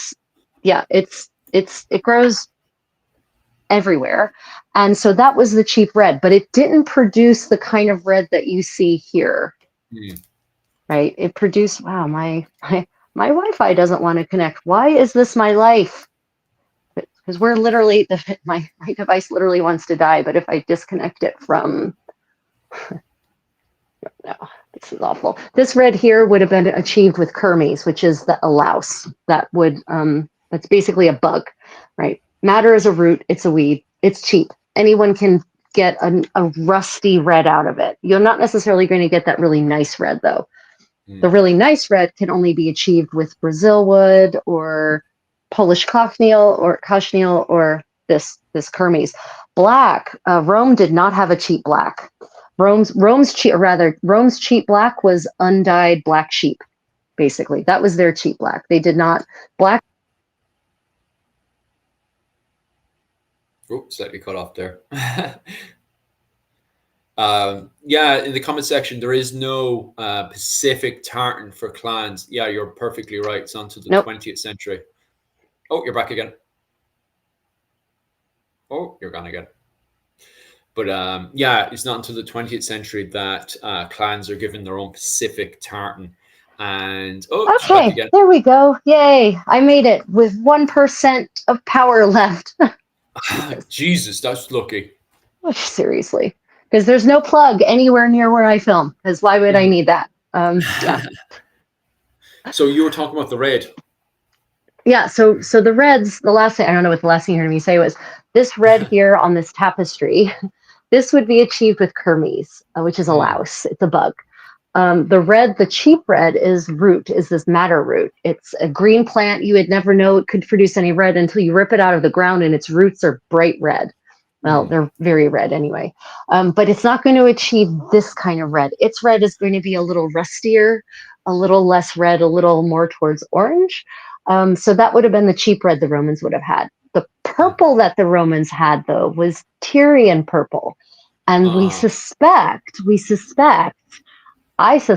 that the reason that violet was the color reserved for kings in first millennium Ireland is, again, those connections between the Eastern Roman Empire and Ireland, right? Because they were importing Tyrian purple from Constantinople, and then this is that amazing violet red that is legendary, but it costs so much to make just a tiny amount of Tyrian purple. Like you need 10,000 murex snails to make a little tiny bottle of Tyrian dye stuff like this. So that's why I suspect that the purple that's being the violet that's mentioned in these laws, in these early Brehon laws, is probably the Tyrian purple. And yes, they were restricting it to kings because, it should be a sign of kingship, because it was a sign of kingship in Constantinople. Yeah. And starting in about the 2nd century AD, I think, in Rome is when that got reserved just for the emperors. So but that's not like all violets, right? It's in some cases it's a question of what does the word violet in the first millennium Ireland actually mean? Is that the same as what we think of as violet? But my suspicion is they were talking specifically about Tyrian purple, which, by the way, vanished in 1204 when the asshole crusaders, the Franks, sacked Constantinople, a Christian city, and took it over, and they destroyed the Tyrian production centers, and they never started again. So the last time that the world saw Tyrian purple until the modern era when we recreated it was 1204. Yeah, the joys. But it's grand because the Ireland's golden age had already long collapsed by then. So Right. It was the world was clearly on a decline anyway. yeah, yeah, yeah. Uh, Golden age is gone. Yeah, so Rex the Golden Doodle says there's a local mollusk found on the eastern Irish coast since Mesolithic era that produces the violet color. Yes, and I can guarantee you it's somehow connected to Murex. The problem, though, still is that it takes thousands of them to make enough dye to dye like a whole length of fabric. So the it's a very intense production process, and so I'm confident that the same thing applied. There are other things that can produce purple in Ireland as well. There's a lichen that produces a pretty decent purple that Mm. grows in Ireland, but it's not the same as Yeah, the, yeah, because we often scratch our head and wonder about the woad as well. We've said that a few times as well. Why is it in Brehon law that, and it just loads of arguments and theories to why woad that's easily found in Ireland that makes the blue. Why is that in A Guide to Early Irish Law by Fergus Kelly and in Fergus Kelly's Irish Farming? Why is blue only used for the RIA? Why is it only used for the upper noble classes and stuff? That's quite strange as well. Like, right, right. Question. That's a beautiful tapestry or painting behind you there. Oh, yes. So this is a tapestry. This is one of the Lady and the Unicorn, La Dame à la Licorne tapestries from the Musée de Cluny in Paris. It's a I didn't steal it. It's a replica. This is not the original, right? This is the sense of sound, right? The sense of hearing, because they depict, they're allegorical for the five senses plus desire. So yeah, this is one of my many replicas. I only own about 80 plus replica medieval tapestries that were purchased in desperation during COVID when I was trapped in New Mexico and wanted medieval things. So joys. yeah, I And mean, there's a lot of different ways. So some berries and burnt seaweed ash would render a purple pigment too. So the problem with berry dyes is that they're what's called fugitive, which means they stain but they don't last. They can be used as pigments for painting and illumination, but they don't work as dye stuffs for fabric because they just wash out eventually, really yeah. quickly. So yeah, you can definitely get colors from berries, but they don't work as dye stuffs. The joys. And oh yeah, they were just talking about a wee bit as well on yeah, yeah, because of the way that it's kind of worded that by the time you get up to the higher levels, it kind of highlights a king that's very, multicolored, kind of very kind of Yeah. bright, vibrant colors and stuff. And that's why some people would argue that he perhaps had tartan pants and tartan colors and stuff on. And you were saying that, it wouldn't even be considered tartan at the time. That was, as you had previously said, God, plaid and stuff, that, what, especially for the early medieval period, what do you think they were wearing at that point? Do you think it I mean, was? so everyone throughout Europe, we have archaeological evidence across first millennium Europe of fabrics that are woven with a warp and a weft in a different color, creating what people call a plaid, but wasn't called plaid in the Middle Ages, or a tartan, but wasn't called tartan in the Middle Ages, right? So that's dating back like to the fourth millennium BC. We have found textiles, not in Ireland or Scotland, by the way, that are woven with the weft in one color and the warp in the other color. And we have visual evidence of people in Catalonia, back to Catalonia, our Viscount Ramon de Perlos, right? He could have very well had a dapper coat, COTE, made in what we modern people would call a plaid or a tartan pattern. But it had nothing to do with clan affiliation. It was just fashionable. Yeah. Right. And so, yeah. It was the comment section that said it's not until about the 20th century that the commentator I can't highlight on my one, but clans didn't have their own patterns of tartan till like the 20th century, wasn't it? Yeah, 100%, but nail on the head.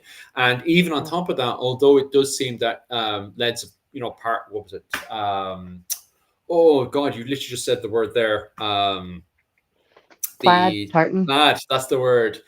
Plaid seem to be coming in and out of fashion constantly. Even isn't it far back as the Neolithic and Megalithic that we can find pants up around the north that has what was it called? Plaid in it.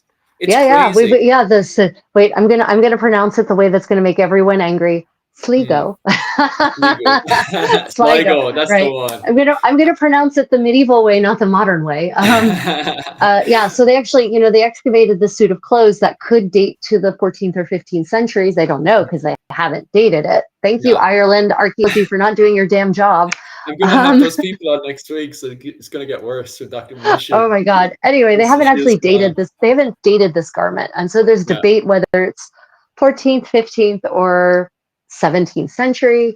But the chausses, as we would say in medieval French, or the hosen in medieval English, or the trews, Mm. also medieval English, Trewues, they are absolutely this gold and black and brown um, plaid pattern. And because they cut them on the bias, the pattern runs like this down the legs, because by cutting the wool on the bias, it creates a natural stretch. Mm. So they wouldn't have been baggy. But but then that's the seventh, that's either the 14th, 15th, or 17th century Ireland. Definitely. And you see, the thing is as well, is that we do know that they had plaid in Ireland in the early medieval period, but it was actually, the theory is the fashion actually came from Norway, because if we look at Norway, that's where a lot of movement is coming from Norway into Dublin with the Hiberno-Scandinavian fashion, which is a mixture between both the Irish and the Norwegians. But before then, as Rachel said at the very start, as the Vikings are going in, Ireland is having a big Byzantine Empire fashion trend. Ireland is in the middle of the Golden Age. It can bring silk in. Obviously the Vikings really help us go into an economic golden age. But at the time, Ireland is already in the middle of the golden age of the saints and scholars. As the Vikings go in, and don't get me wrong, I'm not saying like it was all a terrific party. You do have Vikings that go in and, burn as many monastic settlements as they can get a hold of. And at the same time, Ireland is in the middle of civil war between the men of Munster and the men of the Enel. So they're also deciding, oh, you like burning monastic settlements. I also like burning monastic settlements. And they start burning their monastic settlements as well. So that beautiful golden age of saints and scholars, that's going to quickly burn out soon, quite literally. It's so nice when we find common ground in violence. Yeah, That's so beautiful. So beautiful. especially with civil war during an invasion, that's always like thumbs up. That sounds like a brilliant idea. Let's burn society Right. to the ground. So don't get me wrong, you do have the end of the end of Ireland's golden age of saints and scholars, but it's replaced with the economic golden age. And from there, we start to replace the old, golden age, Byzantine, St. Patrick, all that kind of clothing of the Roman clothing, of the Roman silk. That all is gone now. That all gets replaced with the Hiberno-Scandinavian fashion. And with that fashion, we see the reintroduction of tartan coming in, or as we were saying there, plaid coming in from Norway, because the Norwegians actually reintroduced it. Looking at the archaeological clothing find, it's heavily believed that Norway brought that fashion back into Ireland. So Ireland is not wearing plaid in the early medieval period during the Viking Age because it's their tradition. No, their tradition is St. Patrick and the Romans and all that stuff. No, they're wearing it because it's a fashion trend, allegedly, coming in from Rome into Scotland and then into Ireland. That's the fashion trend that's coming in. That's reintroduction, the usage of plaid, which fits perfectly with the multicoloring of the early medieval period. Yep. And the thing is that when you look at primary source texts from a past era, and you're looking at it in an old, archaic, and or obsolete language that no one speaks anymore as a native language, right? Like none of us can say that we are native speakers of Old Irish. No one is, because that means you would have to be born into a family that speaks it, right? So that means that it's very often that fundamental concepts are lost in translation. So we can pretend that we understand, well, this word means multicolored. They must be referring to a plaid pattern. No, they could be talking about, say, like a taffeta silk that is woven two colors, one in the warp, one in the weft, but it's satin woven so that you get this color changing effect. So that if you look at the fabric in this light, it looks like one color. If you look at it in this light, it's another. It doesn't mean it's stripes. Right? You can be colorful and multicolored and it not be stripes, I guess is my point. Yeah. So, people unfortunately, we're humans. We bring our biases to the table of interpretation and understanding. And that's why it's really important to try as much as we can as historians to step back from our Mm. assumptions, and try to get at the truth as much as we can. Yeah, that's very true. And it doesn't help that I'm also very, very biased because, I just like Braveheart. I can't turn around and say, oh, well, I completely despise all that stuff because I do like tartan. So someone else in the comment section who's just like, yeah, but I like my tartan kilts and all that kind of stuff. Yeah, I'm exactly the same. I'm very much heartbroken myself when I see the lack of evidence in, for example, 14th century Scotland during the period of the Scottish War of Independence.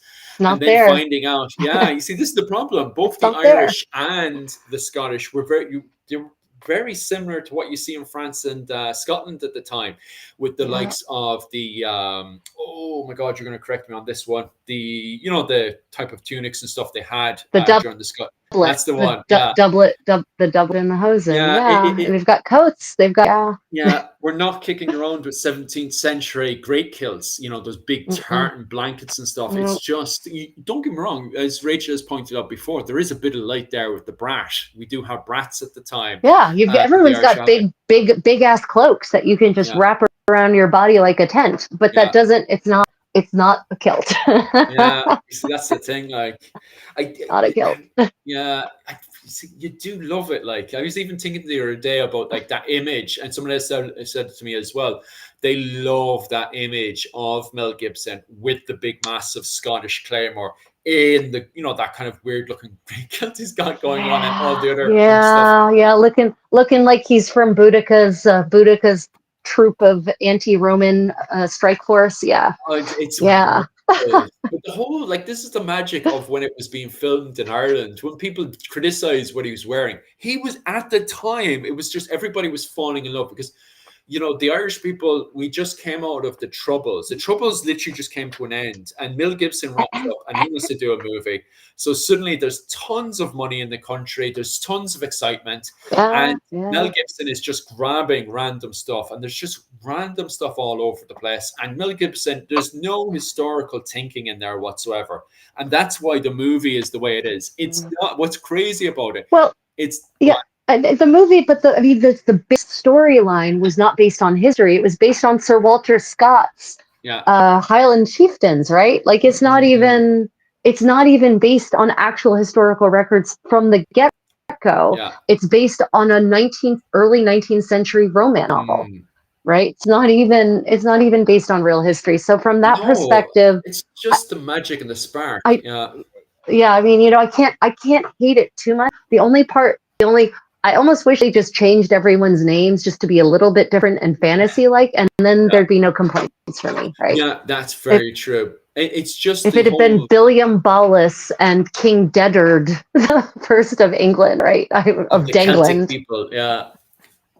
No, I wouldn't. What was it called? Braveheart. Braveheart's just a movie of 1997 in Ireland when Mel Gibson, an absolute lunatic from Hollywood, rocked up with these people who literally just finished fighting a long war, 30 years of war against the British, which was the Troubles. And suddenly Mel Gibson rocks up with endless amount of money, starts, and he's there. They go in the middle of a field exactly like this. Mel Gibson, there's a film of it online. You can watch the making of it. And I seen it. I was 5 years of age when all this was going on. Mel Gibson gets onto a ladder with a microphone and says, "Okay, guys," and he's all excited. Everyone's excited, and he's just trying to tell everybody what to do. And you have people trying to grab random clothes and chuck it on. It's like in many ways it was a disaster, but what keeps it all together and what you see when you watch the movie is the magic of excitement. That's what we love about it, and that's why Right. Braveheart is a magical movie. Not that it's a historical movie; it's No, complete not at all. fantasy. It's Complete a fantasy. fantasy made out by a guy on a ladder from Hollywood with a microphone saying, "Right, this is the plan now, guys, and this is what we're going to do." And Australian, no less. Not even an Yes, American, an Australian. Yeah, but right. we didn't That's know that at the time. This guy is a big Hollywood guy with a microphone. That's what we were all right. thinking, like. So Kevin has a comment that will get me to respond quickly. I bet anything their wives, women who fancied them, sewed up some pleats for them to more quickly wear those great kilts. So not before the 17th century though. Mm, so Here's the basic history of what becomes the great kilt. Um, Everyone in Europe has cloaks of some kind. They've got some kind of layer that they can wrap around their clothing when they go out and are outside and the weather isn't nice. And that cloak has different shapes across the eras. So there is no one Irish brat. There is no one Scottish plaid, right? So you need to divorce your mod idea from the get-go. It's a fashion garment. It's a practical garment. It's going to change in shape and design and use over the centuries, especially as other changes. Like there are lots of climate shifts throughout the 1,000 years that is the Middle Ages. So you've got this brat, right? And you've got this called a plaid. And by the way, plaid, Philip, do you know what the word plaid means? Plaid. I've explained it like 20 times now and I can't really I mean, just the base, it's a blanket. It just means blanket. That is, it is a Scots word, not a Gaelic word, by the way, for blanket. And so it literally describes what the function of this garment was. It was supposed to keep you warm. Now, in the 15th century, there's a massive climate shift that starts in Europe, and it's called the Little Ice Age, the Younger Dryas, I think it's called by climatologists, but don't hold me to that. The Little Ice Age, and it's getting colder and colder as the 15th century wears on. By the end of the 16th century, the first time we see a depiction of a Scotsman wearing a plaid as an outer garment. It's in the 1590s. And the depiction is not by a Scotsman, it's by a Dutch traveler, as always. The Dutch traveler. And that's why we have it still, because it was a Dutch traveler and he took his travel vlog back with him, and it did go up in flames during the iconoclasm of the Reformation, right? Because we all love the Reformation. Reformation for the loss. So it depicts a Highlander, as he calls, and a Highlander's wife. The wife is also in a plaid. It's called an ariced, and I don't forgive me on that mispronunciation. I'm not. I wasn't able to find a reasonable pronunciation of ariced. Arisaid. That's the woman's version of the plaid, and she is dressed in fashionable Elizabethan clothing, but she's wrapped in this giant rectangular blanket that's brooched in the front. No belt, no nothing. Just she's like a burrito. She's a fashionable lady burrito. And the man, the Scotsman, he is dressed, his plaid has been draped a little more fashionably than hers has, but it's still just belted at the waist and then just draped. There's no pleats. He's still wearing a doublet. He's still wearing trunkhosen. He's got long sleeves. They're fashionably pink. They have little flashes in them. His hosen are rolled down to his knees. So he attached his hosen from his lower hosen from his upper hosen, so that they can roll down. And he's got bare knees, right? That's something Highlanders, they were crazy. I don't know what the hell is wrong with red legs. I don't get it. Like, seriously. It's like, why? Well, it's a statement of manliness. I'm so manly, I can just bear mine, even though it's minus 30 degrees outside, right? Yeah, but I'm 60 legs, you know? Yeah, but the point is that he's wearing clothes, complete late 16th century, fashionable at any court in Europe, basically, garments underneath of this blanket that has been belted, but there's no pleating at all. It's belted for convenience so that he can keep it on his body.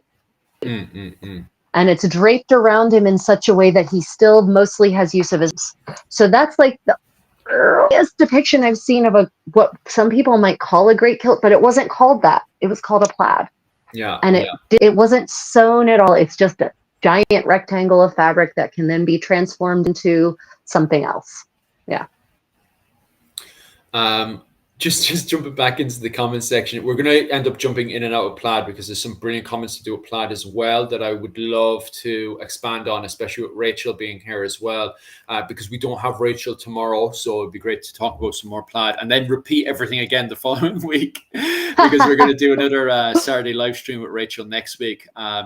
But somebody, what was it, Jim O'Neill just added in, did you know that Mel Gibson was only 5'5"? When I was 5 years of age, Mel Gibson was a giant on a ladder. Look, you know what I mean? Like, so to me, he was, the giant Hollywood superstar. So maybe if I met Mel Gibson. Small man. See, I didn't know that when I was 5. You remember, I was a midget when I was a child. Did you know that? What was it called? So Mel Gibson was a complete giant superstar to me, do you know. Back over to plaid again. There is some mention in the, and see, this is very interesting as well, because this is where we get our definition of Celtic plaid is during the Iron Age. So there is a mention of Iron Age Britons and Collodians as liking plaid garments, but these were Yes. clothings made of checkered and stripping clothing, Yes. not kilts, and that Yes. went out during the and then during the Middle Ages. And yeah, I Mhm. fully agree with you as well. Yep. And I assume that's probably the fashion wave that went into Ireland as well, because that's what, when people say Celtic and Celtic culture, they're talking about that wave that goes from, it's not an invasion of Ireland or anything or into Scotland. It's more kind of a way, you know, a language and fashion wave that happens between Austria because of the sudden spark of the trade of the salt mines and stuff that goes from Austria over to the likes of Ireland and Spain and Scotland Yeah. and all those areas. Yeah. And that wave brings in, and that wave lasts from around, it blurs from 1000 BC to about 300 BC. So definitely around about 300 BC to around 90 AD, you have what's called the Latin culture that comes in from, you know, the Gaulish regions and stuff into Ireland and Scotland. So there is no invasion, but you have a Latin wave. And in Ireland, it's referred to as Insular Latin.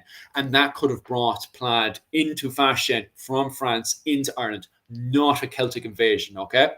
And then, as we pointed out, as you guys had pointed out there, going into the Middle Ages in Ireland, that fashion in Scotland and Ireland goes away again, because the Yep. fashion that dominates is, you know, the St. Patrick fashion, that kind of Byzantine Roman fashion starts to come back into Ireland, of the silks and so on and so forth. And Yep. the plaid fashion doesn't come in again until the coming of the Norse. So it's allegedly the Norse that brings back the plaid fashion back into Ireland. So it's not a case of, as you guys have pointed out as well, not a thing of clans having their own Mhm. tartan, but constant on and off again waves of fashion that goes in and out. That happens to be a plaid fashion that works, you know, depending on what's going on both politically and fashion-wise into Ireland. Yeah, and I think it's very important to note that the word Celtic does not refer to Ireland uniquely. Yeah. The Celts were a migratory nomadic people who started somewhere in Central Asia and Mm-hmm. migrated their way westward, right? So Yeah. you've got Celtic settlements all across Europe before the Romans, right? Or about the same time as the Romans, in fact. And so we have textiles from various Celtic settlements in Austria, in Germany. Where I lived in Germany was like the heart of Celtic country. We had a beautiful Celtic chieftain's tomb that had been excavated near where I lived with amazing gold finds from like the fourth millennium BC, right? Mm. So we've got textile finds from across pre-Roman Europe and after pre-Roman Europe that are from Celtic settlements. They're plaid, but that's because when you are weaving fabric on an upright loom instead of a horizontal loom, an upright loom, right? Like it absolutely makes sense. You're not necessarily, especially in that area, you're not necessarily going to have enough fibers in necessarily all one color. So you're Mm. going to put one color is going to be your warp, one color is going to be your weft, and that's just how you do it, right? It's not necessarily a question of fashion choice per se. In many cases, it's a question of practicality. And, it's just how you do it. That's how you take advantage of a pre-industrial world. And the Roman Empire was industrial, by the way. Anyone who thinks otherwise doesn't understand how it's possible to have industry with just manpower. Yeah. Oh, Mm-hmm. Dilnoza's back. Dilnoza, welcome back. It's so lovely to see you again. It's been so long. Goodness. She's one of my super followers from Tajikistan, actually. Oh, nice. I think you were saying about her before. Yeah. Yeah, God, she's that's pretty a very, awesome. very interesting spot. I bet you she knows a whole load about the Silk Road and stuff coming over. Right? Yeah, she lives in the center of the Silk Road, basically. Yeah, Dilnosa, you literally live in the middle of the Silk Road. You are the connection of East and West. Nevis We're has a great comment. The standardization of tartans occurred mostly during the reign of Victoria. Yes, that is Yeah, correct. that's very true. But That is true. what's very, very interesting about Victoria, although she's referred to in Ireland, rightfully so, in my opinion, even to annoy you guys. She's referred to as the famine queen in Ireland because, God, herself and the administration in the Jesus. British Parliament completely mess up Ireland, and many, many people end up dying. But regardless, I could literally bitch about that all day. But it's very interesting that Victoria actually supported the the Celtic revival, as it was referred to.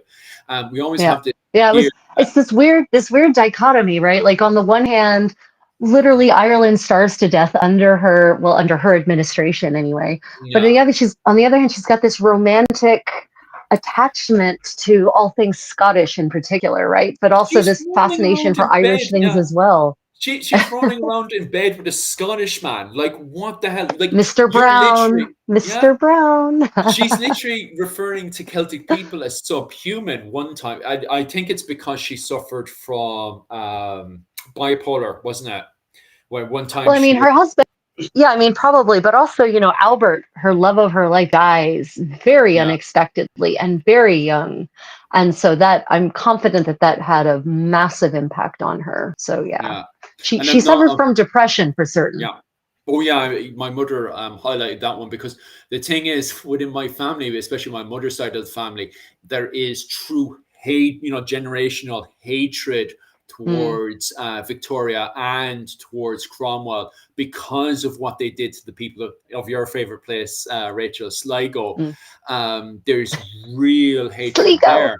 So I'm not turning around and justifying what Queen Victoria did. I still think that's absolutely like to starve another human being to death is absolutely Well, horrific. and so I mean, it's more complicated than that because by the mid 19th century, the power of the actual crown was not like they didn't they it was a constitutional Yeah, monarchy. Well, sort of by that point, they don't really have a constitution, but the point is actually her prime minister and parliament that did all this horrible shit, right? yeah, that's it. She now, granted, she didn't seem to step up to make anything change, That's and it. that's where Yeah. I feel she failed, right? Yeah, the whole big time. And even on top of that, this is the one that it was this week, one of the biggest tour guides in Dublin. He was interviewed on one of your, I think, CNN and all that kind of stuff. They were all in Dublin this week and they interviewed him. And he turned around and he gave out about Queen Victoria because of the fact that the Turkish Sultan stepped in to send money to Ireland and she purposely blocked him because it would make her look bad, Right. Yes, and the fact she, that's some yeah, bullshit right there. Yeah. and the fact that even the Native Americans who were barely struggling at the time stepped up to send money to actually saved, the likes that money saved the Yeah. likes of my family and stuff. I'm here today, thank you to the Native Americans, Yep. not to Queen Victoria, who was literally referred to as the famine queen in Ireland. So yeah, as you said, they're very, very, very complicated. Of course, it's easy, especially when I was reared, to truly despise and hate her. But at the same time, you're dealing with a woman who had depression, and also, as you pointed out there, her husband passed away when she was how old? 20s or something, or 30s. So let me see. When Albert died, she was in her 40s. Mm, So by yeah. the time the famine came along, that would have been, yeah, that would have been, she was born in the famine, yeah, 30 or 40s, yeah, Mm. 30s or 40s. Yeah, it's quite bad. And on top of that as well, oh God, I have a very good point. I just bitch about the British while I'm trying to remember it because Yeah. at the Well, same time, Reginald makes a good point. mm, Ireland still had plenty of food being grown, but it was being exported. I was just about to say that. Exported is a really strong word, or is Yeah, not a strong enough word. Rather, it was yeah. stolen It was and outright and stolen. sent to Yeah, England. Right? yeah. Yeah. And on top of that, when people tried, and this is where it gets even more disgusting, when people like my own family and stuff try to go out and fish, and we get asked this all the time. Why? I explained this in Okinawa as well. Some guy was like, "Why didn't you guys go fishing?" We were shot. The British soldiers would see us fishing and they would shoot us dead because that fish belonged to the British. And it was the Yeah. same thing if we went into the forest to try hunting, that belonged to the British lord and you were shot dead. No, not even like, oh, I try to explain myself or I need this food. No, you were just shot dead. It was that simple. Yep. So it Yep. really was. When somebody turns around and says that's a genocide, it was a genocide. Do you know what was It happening? was. Stealing both Yep. the food. But yeah, complicated, and it's that's why it's so strange that at one hand she's doing this, and it's justified because the Irish are seen as lazy and subhuman. Like that even makes Yeah. any sense. But the reason why they were saying that from the British perspective is they weren't saying that towards the Irish. They were saying it towards the English. Hey, look, they're starving today, not because of what they're doing. It's because they're Yep. lazy. But you're hard Yep. working. You're the Yep. good hard workers. By the way, people who were also they were exploiting was their own English workers.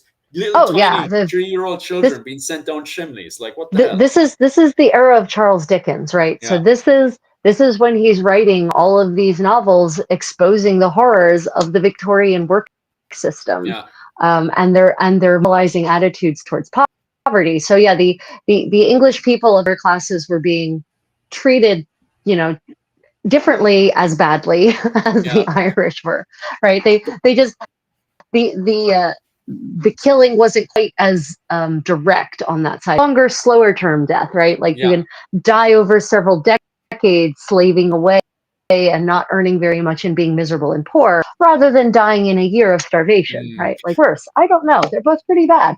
Yeah, that's why it does get very complicated when you're dealing with the later on. Maybe I'm going way too out there, but I would never put hatred towards English people, not only because I lived in England for a good few years and know lots of really nice English people, but the English were also suffering as well. Granted, at least they had a tiny bit of food, but you still had people starving on the streets of London Oh as well. yeah, all Yeah, over the so place. It was yeah, pretty gross. It mm, was a terrible.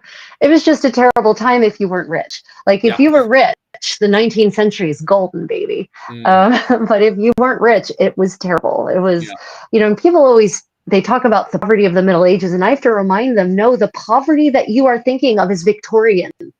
It starts in the 18th and the 17th century. Actually, it starts in the 16th century with the Reformation and mm, the Enclosure Acts, and it just gets worse and worse as wealth is purposefully concentrated to the top. Right. mm, So yeah, it's the when people talk about the Middle Ages, poverty in the Middle Ages was not widespread, and there mm, were many institutions to help alleviate it. yeah. So that weren't there anymore by the Mm. 19th century. Oh yeah, 100%.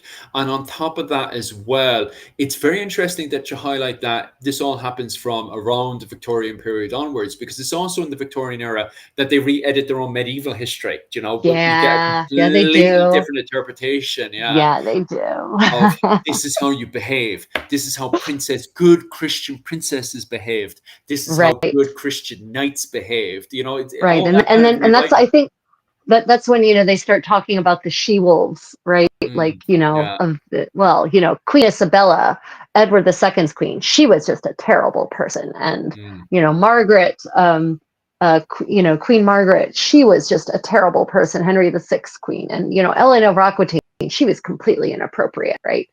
That's about the time that those myths really start going around, and mm. yeah, it's Victorian. No, I We would never we keep a working class. Yeah, go on. no go on. Sorry, there was a lag there. Oh yeah, there's a lag. Not reply to that comment there saying the English today cannot really be held to account. Yeah, when it comes down to the working class English, I wouldn't really keep them in account of. Mhm. You see, it's funny from a much more higher class English perspective because they're still living off the benefits that their ancestors had given to them. So it's much more complicated. But at the same time, I know many of these people. They're very friendly people to approach and talk to and stuff. But it is complicated when some of these guys have, pretty nice, attitudes and stuff. And some of them even support my own work and stuff.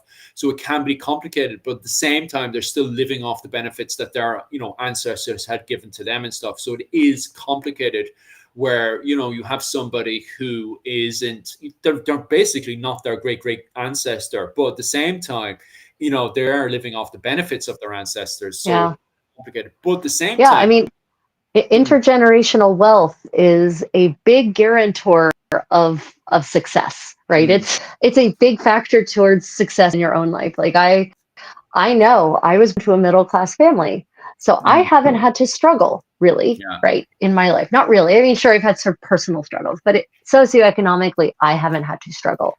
Yeah, not like because I Dolores. was No. born to, yeah, right. I was born in with a solid middle class foundation with good parents who loved me, who fed me when I needed feeding, right? Mm, Who provided me with a safe home and a good education, right? So I know that I have many advantages in life that many other people don't have. And so yeah. for anyone to say that, oh, they were born wealthy, that doesn't mean anything. It's like, yeah, but why should a accident of birth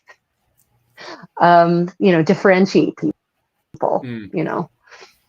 Oh. But yeah, we're gone into a conversation now about how to fix the world. Yeah. Okay. Quick. So we're actually coming up on the 3.5 hour mark, and I need Mm. to eat something. Yeah, I'm um. starting to get there So too. Before we so find so the yeah. answers. I'll wrap things up this way. We've discussed today. Our conversation, as it always does with the medieval buzz, has kind of ranged all over the place.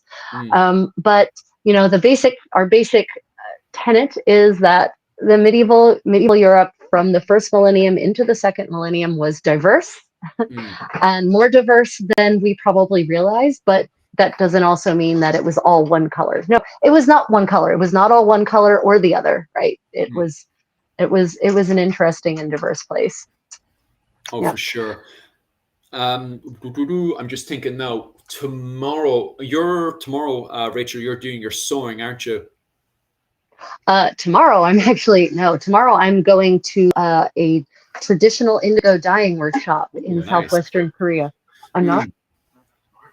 tomorrow. Wait, I'm sorry. Sorry, I've completely lost a day. I thought tomorrow was Sunday. Today's Friday. Guys, I work Yes. 7 days a week. So like I don't know. Yes, no, you're right. Tomorrow morning early will be my medieval sewing party. Yes, I'll be doing it earlier than usual because then I have a private dance lesson I'm teaching. Yes, Mm. thank you. Thank you, Philip, for reminding me of what I'm doing tomorrow. Yes, so tomorrow morning will be tomorrow morning Asia time, which is Mm. afternoon, evening in America and middle-ish of the night, late night in Europe. Yeah, I'll be doing my medieval sewing party. Are Nice. you doing any live streaming tomorrow on Saturday? So tomorrow is a big one for myself, Mihal, and Dr. Owen O'Neill because you guys keep screaming to get Owen O'Neill over the channel. So we're going to have him up late tomorrow to cover, especially the O'Sullivans. You guys really, really are demanding the O'Sullivans to be covered tomorrow. But yeah, I'm doing a live stream tomorrow night. If you're in Asia, it is 9 a.m. in the morning. But for you guys, it's going to be in the middle of, well, nighttime anyway. A comfortable, reasonable time for America. Right. Unreasonable time for Ireland. But you guys over in the States wanted them to stay up late. So we are keeping Dr. Owen O'Neill late tomorrow. And we're going to be covering, the title is literally called Your Irish Clan and Family. Just jump in there, ask about your family. I know there's a few people going to be waiting for him because they want him to cover the O'Sullivan clan. And Dr. Owen O'Neill actually specializes in the O'Sullivan clan. So we will be covering that one for sure with Dr. Owen O'Neill tomorrow. And on top of that as well, on what was it called? Was it Sunday night for you guys? It's going to be Monday morning for me. I'm over on my Patreon. I am covering King John in Ireland. That's evil big bad King John from Robin Hood. I will be covering him over on my Patreon for about 2 hours. If you want to head on over there, it's about 20 quid a month over my Patreon. Well worth it as you get a class a month. Absolutely brilliant stuff. And on top of that as well, if you just want to support us as well, definitely, I think there's a subscription and send us money button somewhere on this as well. Yeah. There's Yeah, I think that's pretty super much chat. just. Wait, Philip, aren't Monday Oh, morning our time? Aren't we doing the yeah, 16th I think century that's. Irish clothing? Yeah, we Right. are. I think that's on. I think that's That's on Monday. Tuesday. It's either because I have the class on the Monday, so I think it's Tuesday for us. It's the 8th anyway from this, so I'll get back to you on that one, Rich. Rachel's there giving me the dirty eye because I keep That's missing the blade the time for 8th this. is Monday. It's on my calendar for Monday. Yeah, let me quickly check that one on Yeah. Melissa's messages and stuff. Make sure that's perfectly set, and I'll get back to you in a few Yeah. minutes after this. Just to make Anyway, sure so that's make squared. sure if you are with me with the Creative Contessa, if you're one of my subscribers, make sure to subscribe to Irish Medieval History. And obviously, if you're an Irish Medieval History and you've enjoyed my part of the contribution today, check out the Creative Contessa. I do a lot of living history stuff, hands-on medieval material culture exploration, recreation, and of course, Philip and I just like to chat history That's very, on very true. a random basis. Definitely. Okay, everyone. Well, thank you all so much for participating, for hopefully hitting the thumbs up and the subscribe buttons, and for being part of our chat and part of the discussion. It's been a great, I think I've had a really great time today. Haven't you, Philip? Yeah, definitely, for sure. Very, very good Fantastic. live stream. And yeah, we'll be back on again on, yeah, we can't do it obviously next week because we have Melissa Shields. So we'll be having Melissa Shields for your Monday night on the 8th. And I'll check the time for me and Rachel, see what time it is for us. And yeah, I think that's pretty much it. Squared away. Okay, everyone. Until next time, stay creative. See you.